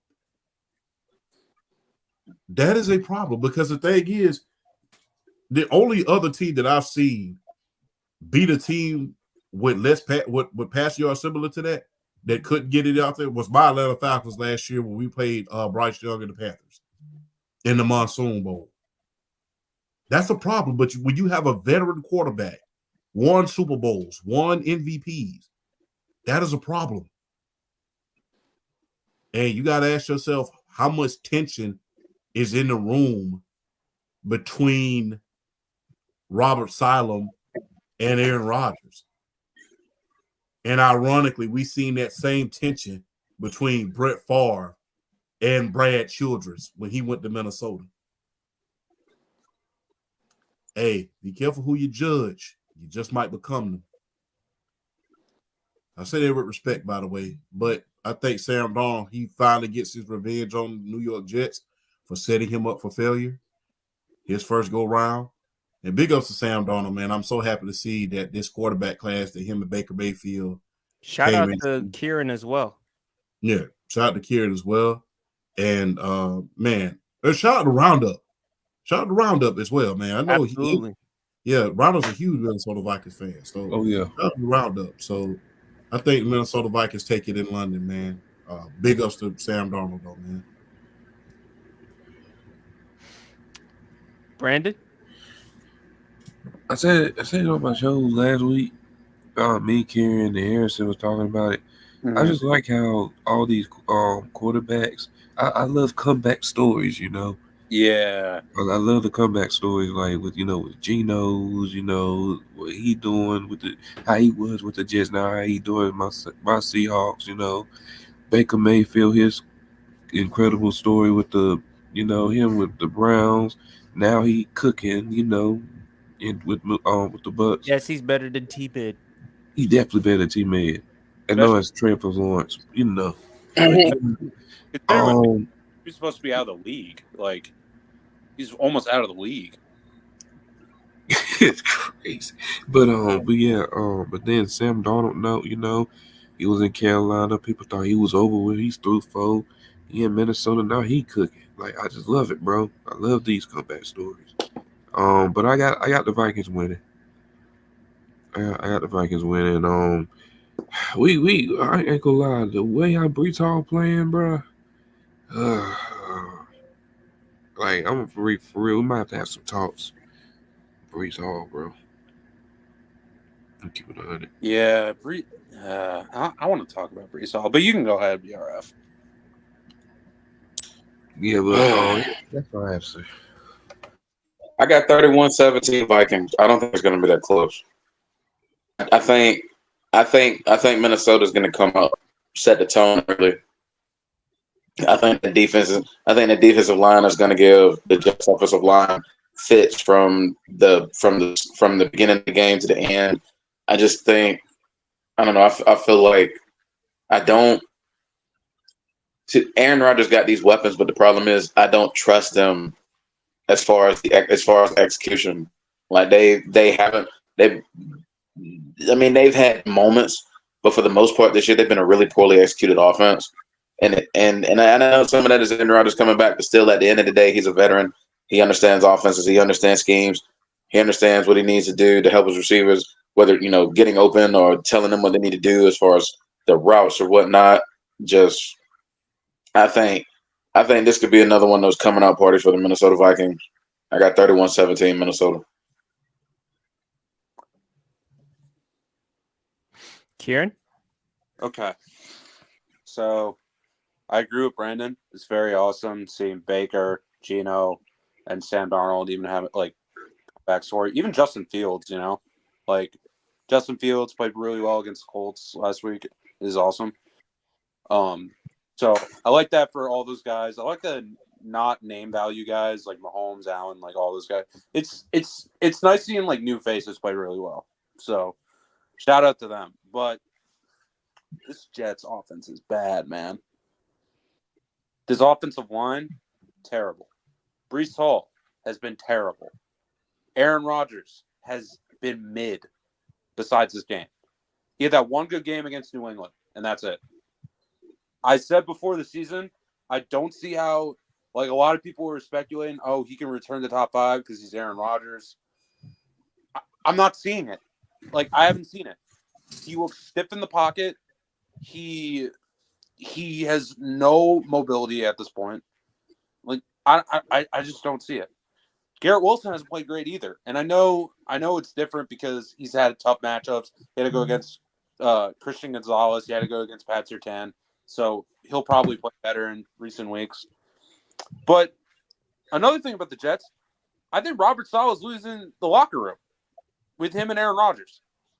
Robert Saleh is like, he is on the hot seat. Like, if this Jets team doesn't make the playoffs, he's fired. The general managers are fired.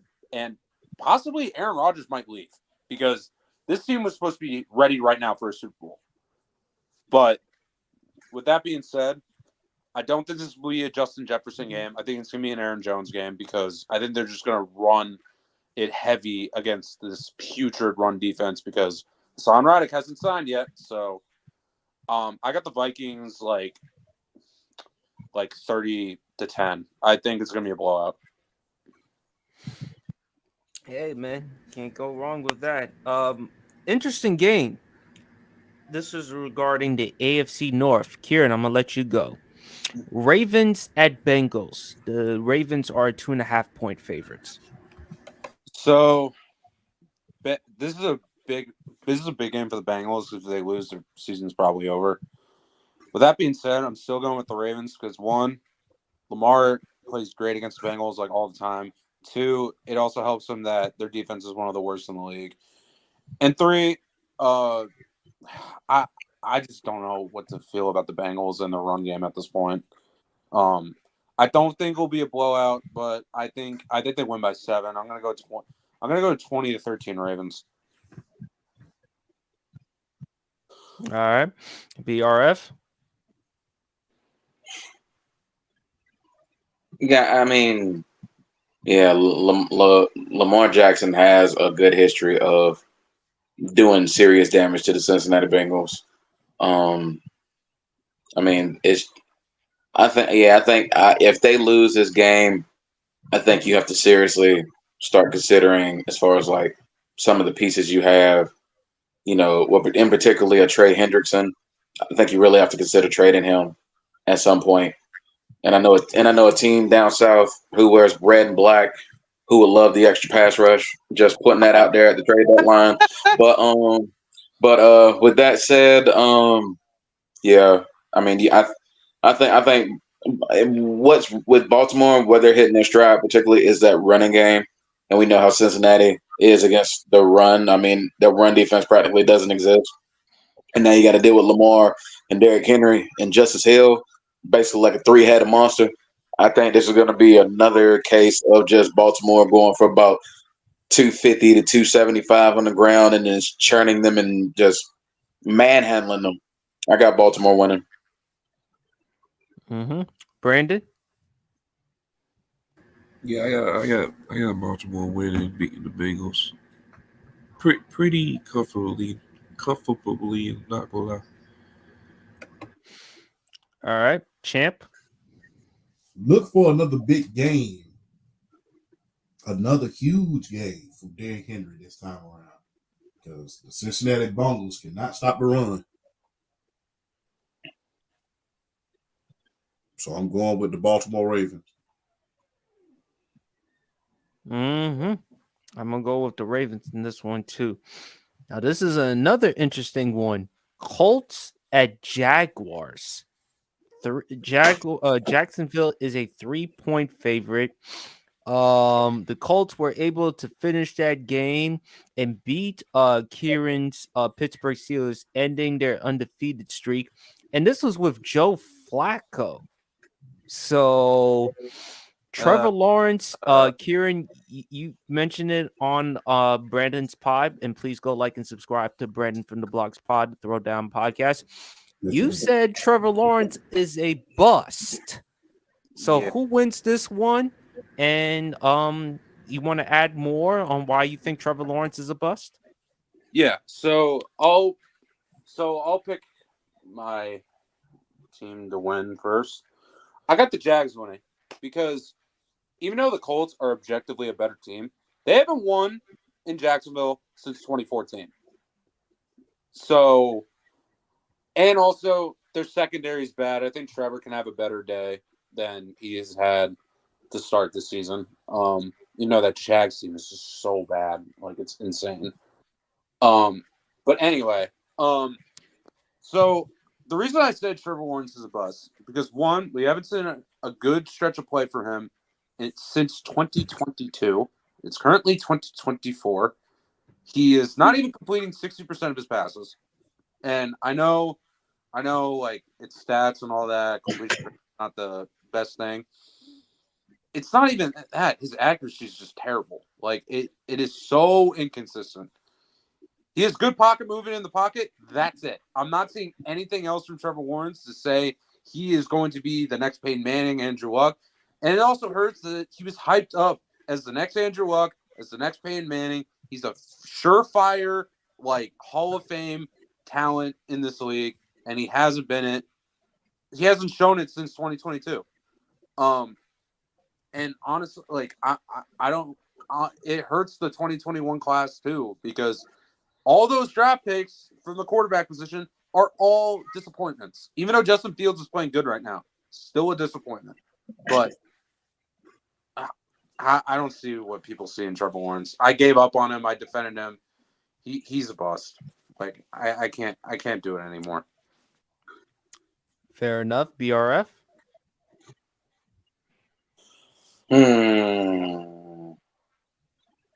Yeah, like Karen bringing up that stat about the Colts not winning in Jacksonville since 2014 is a very good stat because I mean it's like no matter how good the Indianapolis Colts are playing at the time, it's like Jacksonville's been their kryptonite as far as getting wins, and it's crazy. With that being said, I don't trust. I don't trust Trevor Lawrence. Like I remember in that preseason quarterback tier, I put Baker Mayfield ahead of him, and a certain somebody I ain't gonna name him because that's our we love him. That's our boy, who's a huge Trevor Lawrence fan. Thought I was nuts. I thought a lot of people were nuts for having Baker Mayfield ahead of Trevor Lawrence. And Team. I mean, what? What can you say? I get, like I said, I get it as far as like the receivers dropping balls for him. I get that, but I'm sorry. At some point, as the starting quarterback, as the face of that franchise, you got to be able to galvanize. You got to be able to galvanize the players and pick them up and lead by example. And he's not. And he's not doing that. He hasn't been. He hasn't been accurate throwing the ball. He hasn't been making good decisions. I mean, it's like we keep waiting for him to like bust out again and really do something. But it's at the point where it's like why bother? It's like why bother at this point? So the reason why I'm going to go with the Colts. I feel like the Colts are going to break this streak. I'm going to go with the Colts to break this streak because I feel like this is going to be a Jonathan Taylor classic. Jonathan Taylor's not playing. He's not playing. That they see the injury report. Okay. Is Anthony Richardson playing? We don't know yet. I honestly think they killed them. I honestly think if Flacco plays, they'll kill them even worse because it's just he's been throwing the ball. Going back to Cleveland, it's just like he's just I don't know what's going on right now. He's like when you need him to go out and some quality together, I think even with Joe Flacco, I think the Colts beat Jacksonville here. All right, Brandon. I'm gonna roll with Jacksonville, bro. I'm gonna chill. Wow. I'm gonna roll with Jacksonville, After bro. all the criticism you give After about Trevor all of Lawrence, it, now No. I'm gonna be nice today, because Kieran brought up a good point. He said JT not playing. That's really we don't know about Anthony Richardson, but that don't change the fact that he's still T-Mid. That don't change the fact he I'm is not gonna still lie. T-Mid. You might have to change his nickname. He might be T-Ass. Wow, that's crazy. But anyway, I ain't say this on PSP show, but the Jaguars really gave this man $275 million. $275 million for 5 but what years. as Champ has often said on the show, and not just my pod, but on your pod, Brandon, they're paying him based on potential. That's all it is, bro. $200 million guaranteed. I said this before. Like crazy. Like quarterback extensions for like average to below average quarterbacks don't shock me at this point because like the quarterback market is just going to go up every year. But dude, like it's different with Trevor Lawrence because he was injured last year for like half the season and he's playing terrible this year. So I don't know what to do. Like I really don't. Yeah. And the roster is good enough. It's the one thing I'll say. This O-line is terrible. It is really bad. But let's go. Sorry. Syracuse just scored. Yeah, this O-line is really bad. It's not good. But the weapons are good. Like Brian Thomas Jr. is playing really good. Shout out Champ. He loved Brian Thomas Jr. coming out of the draft. So yeah, like Christian Kirk is a pretty good wide receiver too. So and yeah, Evan Ingram's a pretty good tight end as well. So he has the weapons. His accuracy is terrible. Champ? Ew. I'm going to Indianapolis. I think they'll beat them, especially if Joe Cool plays. Like I've been saying. You just don't trust Anthony Richardson. Nah. I mean, we got to start having conversations about him as well. Remember, he hasn't been playing that great. In the first 3 games of the season, he threw 6 picks. Yes. So, I mean, people talk about Trevor Lawrence. Let's start having, because the thing is, coming out of the draft, people was talking about him and Will Levis, and I kept telling people, don't get too hyped over either one of them because none of them was spectacular in the SEC. And if you go back and look at the videos, I literally said it. So, I mean, let's stop. One thing we need to stop doing, and I think that the NFL needs to stop doing, stop overhyping quarterbacks just because they're quarterbacks. You don't have to be desperate for a quarterback. Stop being thirsty. I mean, it's kind of like, going on Instagram, you hopping in everybody's DM. Stop it. It's enough. Stop. Get some help. So it's disgusting when you think about so many busts at quarterbacks as of lately. I mean, it's so many. And now they're getting paid early I don't know. It's disgusting when you think about it because the thing is, after that huge collapse last year that he had in the second half of the season, you would think that the Jaguars would think twice.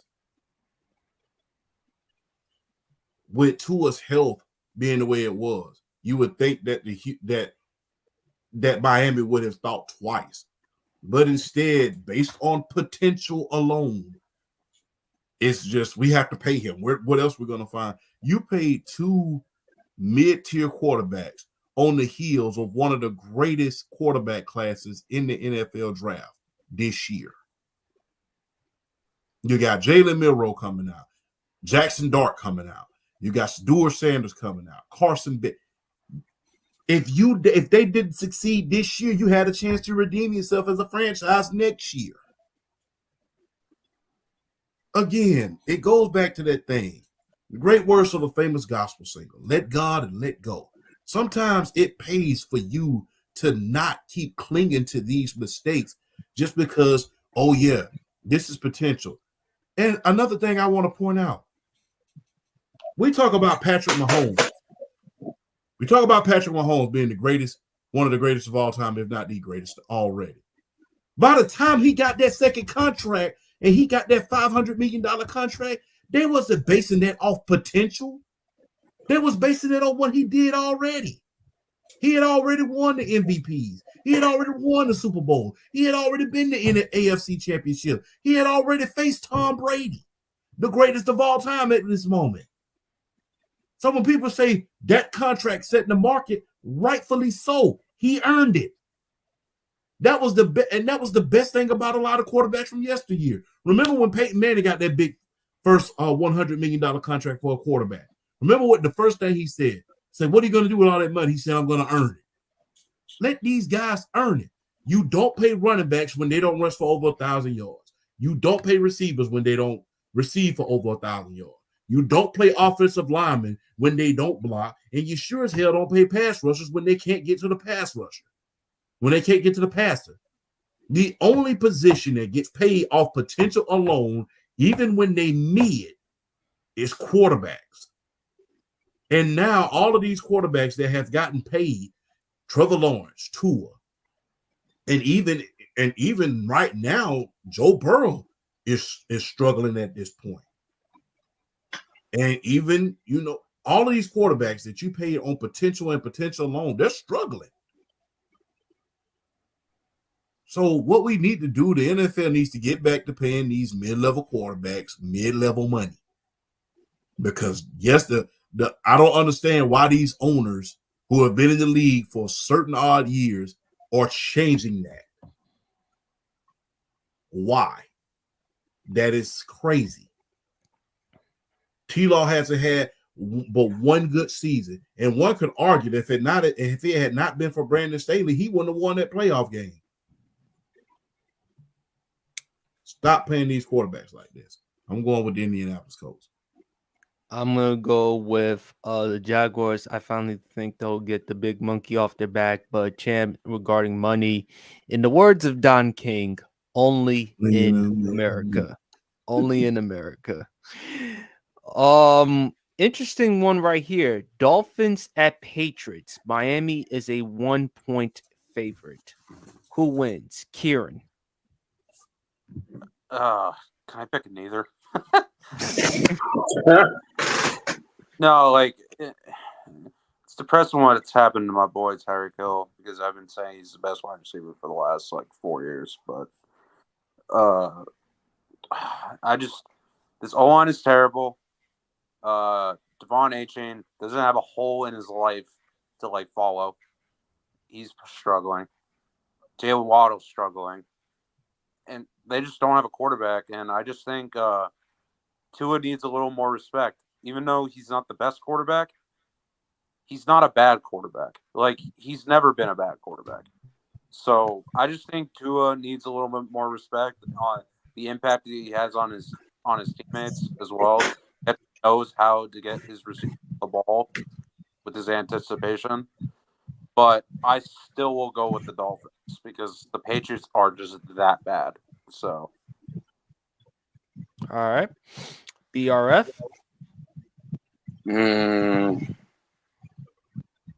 I think this is one of those matchups. I think you just pick Miami by default because I just feel like I feel like they should win this. I mean, okay, they showed a stat or whatever as far as the New England going back regarding the game last night. Kirk Cousins threw for 509 yards in that game alone by himself. I think Patriots quarterbacks have thrown for 558 yards so far this year, and that's no, that is just craziness right there. Just this is one of those you just pick it by default. I mean, Miami, what Miami ought to do. I mean, they know they got Snoop Hunt, Tyler Snoop, whatever you want to call him. You got Tyler Huntley playing in this game.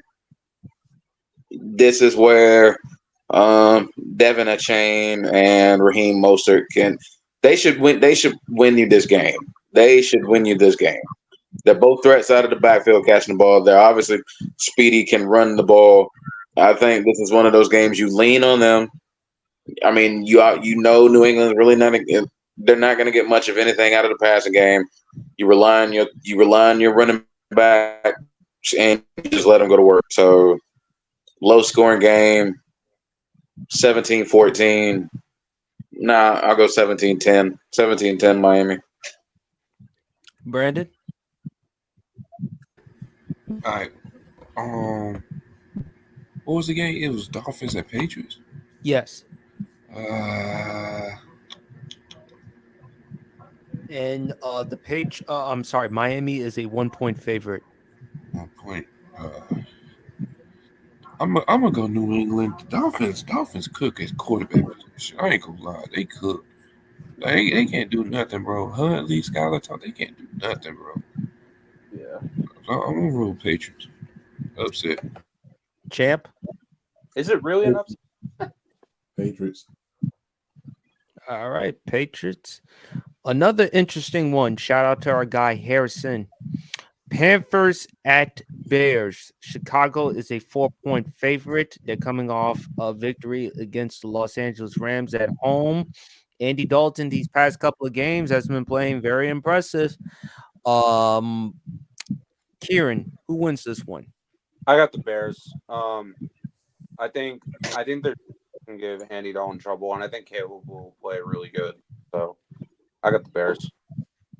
BRF. I got Chicago too. I feel like defense sets the tone early, and this is DJ Moore sticking it to his old squad. So I think he's going to have a big game. So yeah, I feel like Chicago sets the tone early and often. I got Chicago. Brandon. What was the game? Carolina at Chicago. Oh, Chicago. Yes. And Chicago's a 4-point favorite. Really? Yes. Should be higher. I think it should be lower. I'm not gonna lie. I don't think the Panthers get both. So. Who you got, Brandon? Oh, Chicago. Okay, cool. Champ. Chicago.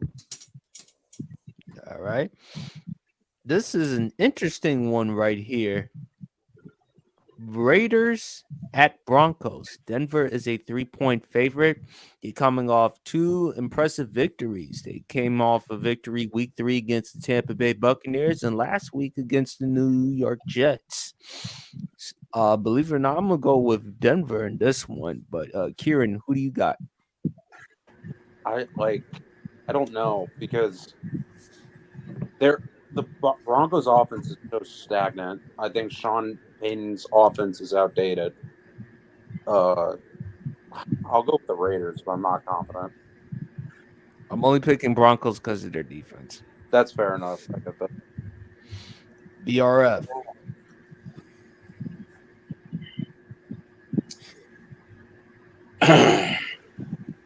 What do we know about injury status, Max Crosby and Devontae Adams? I think Crosby's coming back. I don't think Tay's playing.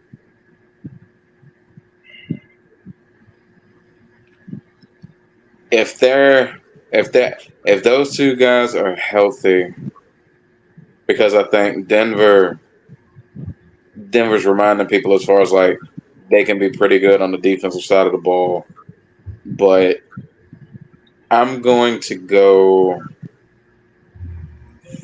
Oh, this is tough. And this is somebody who said I didn't expect the Broncos to do anything, so they are really surprising me this year. You know what? I'm gonna pick Denver here. I'm gonna pick the Broncos. All right. I'm just reading it right here. Max Crosby is listed as questionable. Devontae Adams ruled out for the game. Yeah. I'm definitely going Broncos here. Brandon, I got the Broncos. Champ. Broncos country. That's right. Cardinals at 49ers. 49ers are 7.5-point favorites. Kieran? Could be higher. Niners. So you got Niners. Oh yeah, for sure. 100.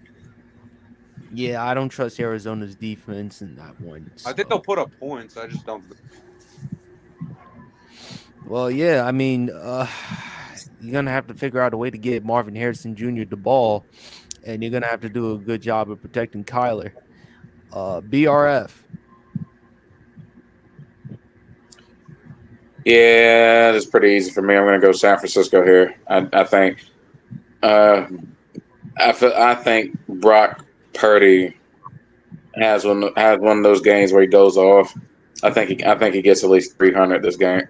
I think he gets 300 yards this game. I got San Francisco. Brandon? I got the shoot.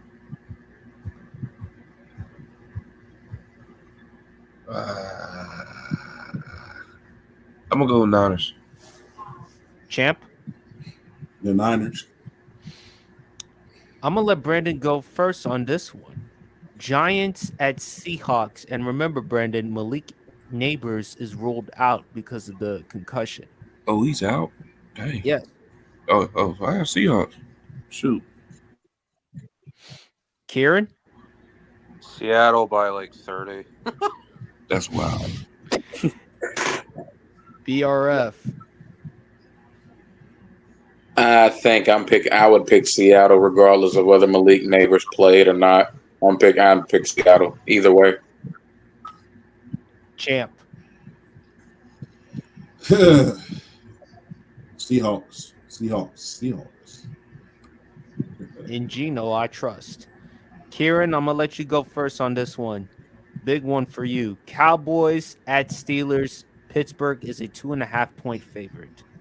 Yeah, so Micah Parsons is going to be out, and Trayvon Diggs might not play. Oh my God. I'm going with the Steelers. BRF. I expect T.J. Watt and Alex Highsmith to both eat heartily this game. I got Pittsburgh. Brandon. Give me Pittsburgh. Champ. Steel curtain. Hell yeah. So unanimous. And last but not least, Saints at Chiefs. And Ooh, Kansas City is a 5.5-point favorite. Kieran? You know what? I picked them as a list, but I'm going with the Saints. I know it's crazy. Listen, the Saints, despite being 2-2, they're very close to being 4-0. Very close. But they lost to two decent teams, so it's not like they're a bad team. So, but this will show me how, like, this game will show me, like, man, Patrick Mahomes, like, might be the greatest quarterback ever, but I don't know. So, but And he's gonna have to go without Rashee Rice. Of course, let's not forget the injury that week 4. And Patrick Mahomes right now in 4 games has thrown 5 interceptions. And again, they still have to do it without Pacheco, Isaiah Pacheco. So it's not crazy for you to pick New Orleans, Kieran, because if you look at it, Derek Carr's actually been playing pretty well this season, and New Orleans have been in close games, as you mentioned, the Eagles game and last week against Atlanta. say what you want about Derek Carr, but he's actually been the closest guy to like beating Patrick Mahomes. He's already beat him once, so we'll see. ERF? I do expect this to be a really, really good game. And I think the Saints, with their defensive line, can take advantage of Kansas City in like longer developing plays with how they like to run with their receivers at certain points, even though Rashee Rice is gone. I'm still gonna go Kansas City here because I mean, at the end of the day, I mean, it's like when you have Patrick Mahomes, it's like, you know what I'm saying? With Patrick Mahomes, all things are still possible. So I'm picking Kansas City. Brandon? Yeah, I'm gonna roll with the Chiefs on this one. Champ? Get that Mahomes. The Chiefs. And I think the Chiefs, only because of them refs. I'm just joking. All right, y'all. Let's get into some entertainment. Favorite Tony Braxton song. Champ, I'm gonna let you go first. Man, a lot of them, man. Grew up to the great Tony Braxton, man. That was hey, had Tony Braxton posters on my wall when I was a child. So hey, love Tony Braxton. Loved her since I was a child, man. Shout out to the great Tony Braxton. Not gonna go with the normal, but Love Should Have Brought You Home last night. You know, for the Boomerang soundtrack, that was good. I mean, that was good. I Get So High When I'm Around You. I mean, and the video was epic, by the way. But It was epic. that video was epic, by the way. That was a very, very epic video. To see her in the all white, cat suit on, that was something to behold, especially at my age back then. So that was good.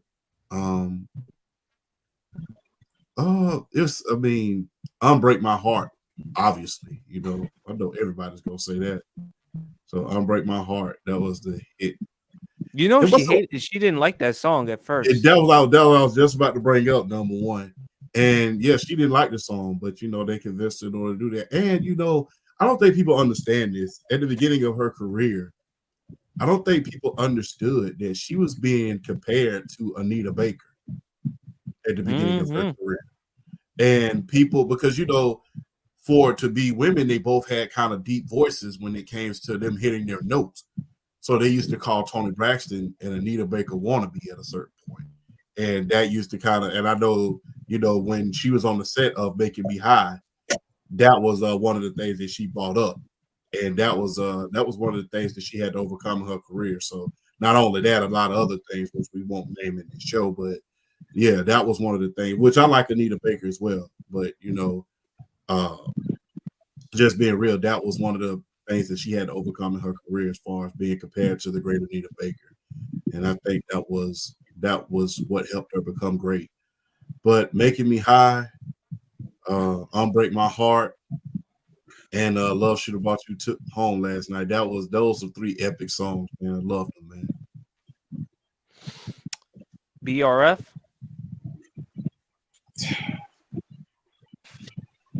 Wow, man, I love Tony. For me, Tony Braxton is one of my favorite female R&B artists of all time. I've always loved Tony Braxton. She has one of the most underrated voices. I mean, I always love Tony Braxton's voice. Yeah, like I know it was deep. It was on the deeper end, but I loved it because of how she was still able to carry her notes and how she able to just, she just carried every song she did. And I gotta, Lord, I mean, another sad love song was a good one. Breathe Again was awesome. Was a great song. In fact, yeah, I mean, come on, Unbreak My Heart is like it's always the universal one because that's like the big mainstream like Shout the out one to that really blew it. and Warren. Like She that's was the the one one that who really wrote the blew song. it. Yeah, exactly. Definitely shout out to her. Definitely shout out to her because that's a classic. But honestly though, my favorite Tony Braxton song is Just Be a Man About It. Mhm. That was a really good song. And shout out to Dr. Dre for the voice acting in that song. Shout out to Dre. Yeah, for me, my favorite is Just Be a Man About It. Brandon. When it comes to like R&B like singers, Tony Braxton really don't be like get enough credit than what she Mm-mm. deserves. She don't. Like, I mean, I hear a lot of Leahs, Eves, all of them. They don't really talk about Tony Braxton like that. But if I have to think of one, it gotta be, to me, it's Unbreak My Heart. That's that hit different. So yeah. All right, Kieran. So, I don't know a lot about Tony Braxton because I just haven't heard a lot about her. But there's one song that I really like. It's "Snowflakes of Love." I thought that was a good song. So, like I said, like I'm not going to sit up here and say like, "Oh my God, I love Tony Braxton," but I've heard a couple of her songs. So that was one of the songs. Yeah. Ooh, I get so hot. You Yeah, making me yes, hot. yes. I love that. Yeah. Because that show, the reason why I love that song is because it showed a more sexier side of Tony. Yeah. And Tony Braxton, there was a picture, I think it was in the VMAs at one point with her and Dennis Rodman. I think it was like 95, 96 at one Yeah. point. Mm-hmm. But hey, Tony Braxton, man, very, very underrated singer. I also love the other track that she did. He Wasn't Man Enough. Remember that track, Yes. champ? Yeah, I remember that. That was cool. I liked it, that one. Yeah. That was good. That whole album was good. I mean, Oh yeah, it was. And yeah, especially what Tony was going through a lot during Yeah. the late 90s because remember she had to file for bankruptcy. yeah. Yeah. A lot of them record labels back then, it was pretty bad. It was pretty bad, but Under the Tony, same man, go ahead, she was BRF. she was under the Huh? same Oh record no, I'm label on as something TLC. about Oh, Remember, she was under the same record label as TLC. So ironically, they yes. both filed for bankruptcy. That was kind She of crazy. worked for didn't she work with Babyface and L.A. Reid? Yeah, both of them were part of LaFace Records. Yeah. Yeah, they was Yeah. a face record. Yeah, both of them was part of LaFace Records, one of the powerhouses back then. Ironically, they both had two of the greatest, one of the greatest groups of all time, and one of the greatest singers of all time on that label collectively. After selling sellout albums and sellout concerts during that time, had to file for bankruptcy. That just goes to show you how corrupt some of these record labels are at this point. Because good God. Mm-hmm. But yeah, those two songs from Tony Braxton. And then last one, we're gonna wrap up the show. Wrestling one. Favorite Edge moment. I'm gonna go first. Him and Lita in the ring. I'm gonna leave it at that. Y'all God know damn what it, incident it's y'all freaky. know what I'm referring to. I won't go any further because the kids are watching and I don't want them to be disturbed. But Lita and Edge out in that ring. And then John Cena had to intervene and stop all of that. So y'all know what I'm referring to. Whoever wants to go. For me, Edge is one of the greatest of all time. Top 10 WWE superstar ever, in my opinion. But it's that one promo. That one promo they had on John Cena that a lot of adults during that time had the feelings about John Cena. I hate your hat. I hate your sneakers. I hate your shoes. I hate everything about you. That's just epitomized like every wrestler or wrestling fan over the age of 15. And the second one is his return at the Rumble. It was Yeah. That was mine, bro. I'm not gonna lie. But BRF.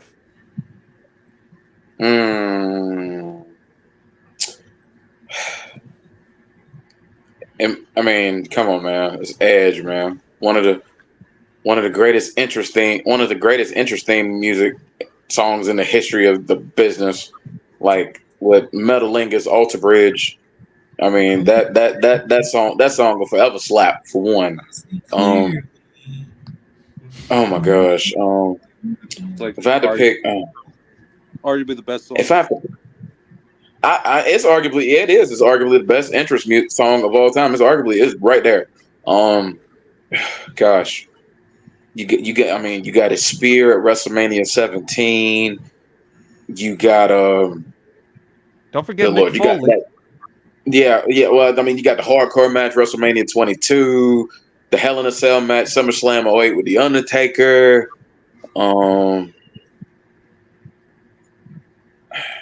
Honestly, okay, I'm gonna pick two.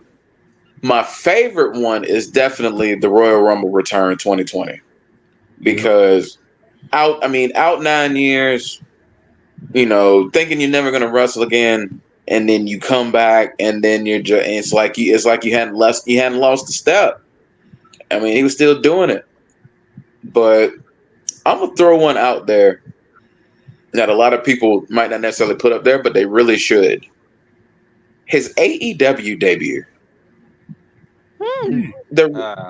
I put his because let's hear me out because Edge's WWE was always WWE, and it's like it's the shock factor of seeing him in another company besides WWE. The best thing about the AEW debut was that Metalingus is not a WWE licensed song. Alter Bridge owns the song, so he could take it with him. And I think that's what made that moment so cool was the fact that he took that song with him. I think that's what makes that moment so great. So I think his AEW debut should be talked about more as far as like greatest moments in his career. But for me, it's definitely the Royal Rumble 2020 return. Like when the music hit, the pop he got, the emotion running through his face. I mean, you could just see it in his face, like he couldn't believe he was there. Like he had that one split moment of time where it's just like, oh my god, I can't believe I'm here. And then he kind of shook it off, and he knew it was time to get the business and the pyro, and he got to the final three of the match. I mean, just for me, it's easily the Royal Rumble 2020 return. Brandon? Yeah, it's definitely the Rumble for me. I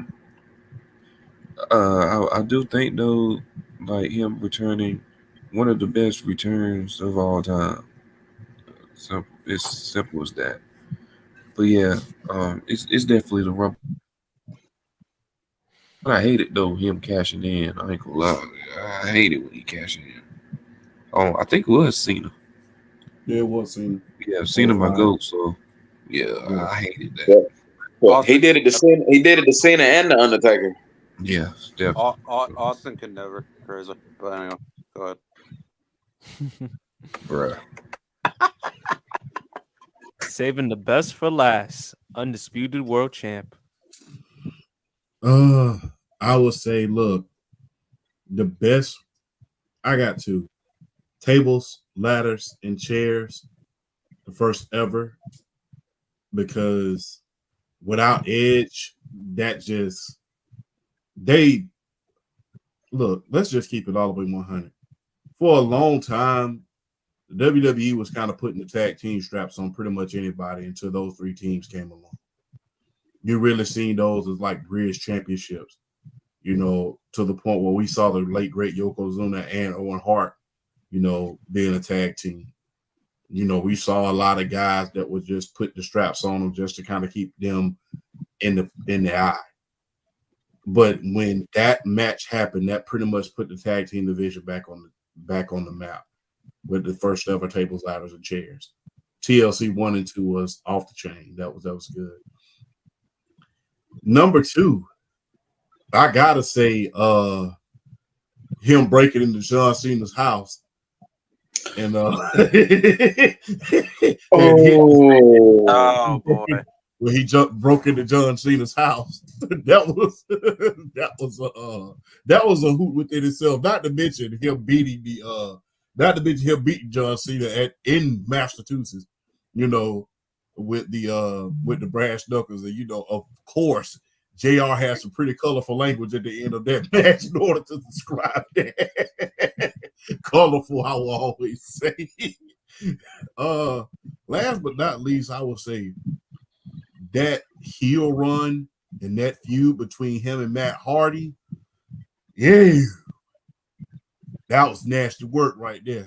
That was the beginning of him being one of the greatest heels of all time. That was the beginning of him being one of the greatest heels of all time. And the funny thing about that is it was real life.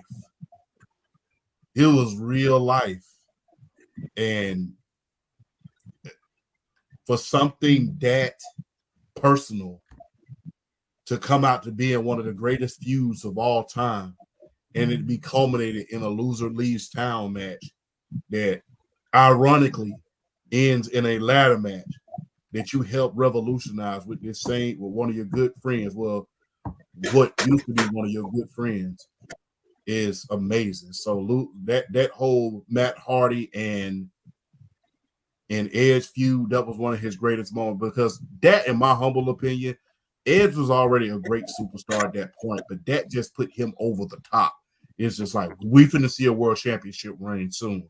And lo and behold, shortly after that feud was over, we saw him cashing in with John Cena, and we saw, you know, that one feud paved the way for a lot of things. I think that paved the way for him to cash that Money in the Bank in. I think that paved the way for him having that triple threat match between him, John Cena, and RVD. I think that set the tone for a lot of things. That whole 05, 06 year, I think after that Matt Hardy feud, that put him over the top, especially him being a heel. You all right, bro? Yeah, just sneezed. Sorry. Okay. And if I can like piggyback off of what he said real quick, the greatest and the craziest thing now, when you think about the Edge Matt Hardy feud, is not only are they better friends now than they were then, but if you've seen their wives currently, you will know they are just fine. You will know they're just fine, because Matt Hardy has Rebby Hardy, who's a very good looking woman in her own right, and say what you want, Beth Phoenix is fine as hell. That's all I'm gonna say. So, Also, let's not forget Edge, Randy Orton. How they were like teammates at one point too. Let's not rated RKO. Yes. No. You know what? Shout out Edge for creating one of the greatest chants of all time. You suck. Oh man, Edge was special, man. Edge was special. But folks, that concludes the rest of the Sports PSP podcast. Fellas, Kieran, I'm gonna let you go first. Any final comments and tell them where to follow you at. Yeah, it's been always fun to be on PSP's podcast, talk with Champ, Brandon, BRF. Shout out Columbus, Georgia, because Champ always says that. Shout out Georgia in general, because BRF is from there. Follow me on Sleeper_Kieran on TikTok, Kieran Talk Sports on Instagram. I don't post that much on Instagram, but if you want to follow me there. But yeah, it's been fun. And expect more Sleeper content on the way. So yeah. Absolutely. BRF. As always, I enjoy doing this. I mean, I had to let you know just in case I couldn't make it, but I got home in time, so I'm like, man, I got to be loyal and I got to show my boy love and I got to hop on the podcast for the homie PSP and my brother Champ. It's always a pleasure being on here with you fellows talking sports. And like I said, Kieran's one of my A1s, so I always got to show him love whenever we get on here talking sports. As always, BRF Sports, the handle at TikTok, link trees in the bio. It's Big Sugar 1122. You can follow the Twitter /X, the IG, the Facebook page. Every Thursday at 9, we got the Undisputed GOAT Sports Podcast with the homie Champ and also our brother Flash. And like I said, I got a little side venture going on every Tuesday, 7:30. The Takedown Podcast with my homies Elijah and CJ. New wrestling podcast that we're doing every Tuesday. Don't know what the topic is yet, but expect another awesome show. So if y'all ain't following that, please do as well. And I'm gonna leave you with my saying, because it's always the truth, because a topic not thought about is a topic not talked about. So always a pleasure. Thank you, BRF. And of course, last but not least, Undisputed World Champ. Tell them where to Kieran, follow I you have at. hair again. Kieran, I got hair. Oh my God. Damn. But hey, always a privilege, a pleasure, and an honor to share the stage with each and every last one of you. Shout out to Sports PSP. Always invite me back to the show, man. I really appreciate it, man. I would be remiss if I didn't say, look, prayers to my home state. Been through a lot over the course of the last 2 months. As we saw, The Rock was at Apache High. If you know, please send your thoughts and prayers to that school, because those children need our prayers now more than ever. They're going into the deep part of their football season. It's going into the fall, and those children need our prayers more than ever. And also, shout out to the victims of Hurricane. Is it Helen? Hurricane Helene. Hurricane Helene. We got a piece of that down here in Columbus, Georgia. Like I said it earlier, BRF got a piece of it. Kirk Cousins and Baker Mayfield both donated $50,000 apiece in order to help hurricane relief. Keep those people in your thoughts and prayers, not only in Georgia, but also in Asheville, North Carolina. Also keep those wonderful people up there in your prayers as well, because a lot of them don't have power. A lot of them are stuck on their roof, and they're looking for assistance and they're looking for help. So keep them in your thoughts and prayers, because they need us now more than ever. Shout out to Columbus, Georgia. You're doing a good job tonight. If you know, again, if you know Columbus, Georgia, then you know what I mean by you're doing a good job tonight. Hey, always good to be here. The Highlight of Friday Nights is always a great place to be. And I call it the Highlight of Friday Nights for a reason, man, because, hey, even when I'm not here a week, people always ask me, ain't you supposed to be on the air? And that just goes to show you how, good PSP is, because even in my hometown, people are asking about, the Sports PSP podcast. So congratulations to you. You deserve every bit of it. 20,000. I mean, you just can't do it much better than that.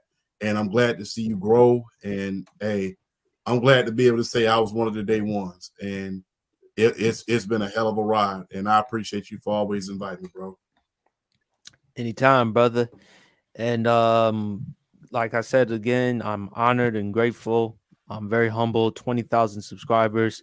But mark my words, this is just the beginning. And then we're only going to grow and grow and grow to get to more. And look, man, like I said before, podcast is something I've always loved to do, something I've always wanted to do, to collaborate with great talents like Kieran, BRF Sports, World Champ, Broad, Mario Knows Best, Casual, Hot Take Kenny, Harrison, Luis, Desto, all of them, Grant, a lot of them. A lot of great content creators. So please take the time to like and subscribe to their content. And we're going to continue. I know for a fact I'm going to continue. Next week, special episode, Sports PSP will be 31 next Saturday. So big birthday for me. Shout out to Mama PSP. Thank you for everything that you've done for me. Shout out to Angie.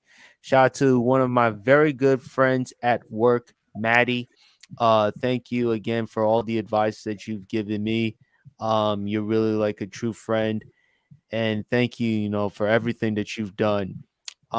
Words cannot express how much you mean to me. Shout out to Dulce. Shout out to a lot of people. PSP's inner circle and family. Thank you. Everyone, y'all enjoy the rest of y'all weekend. Enjoy some good college football, some NFL football. Please drink responsibly. Please have a great time. And we is out. Peace.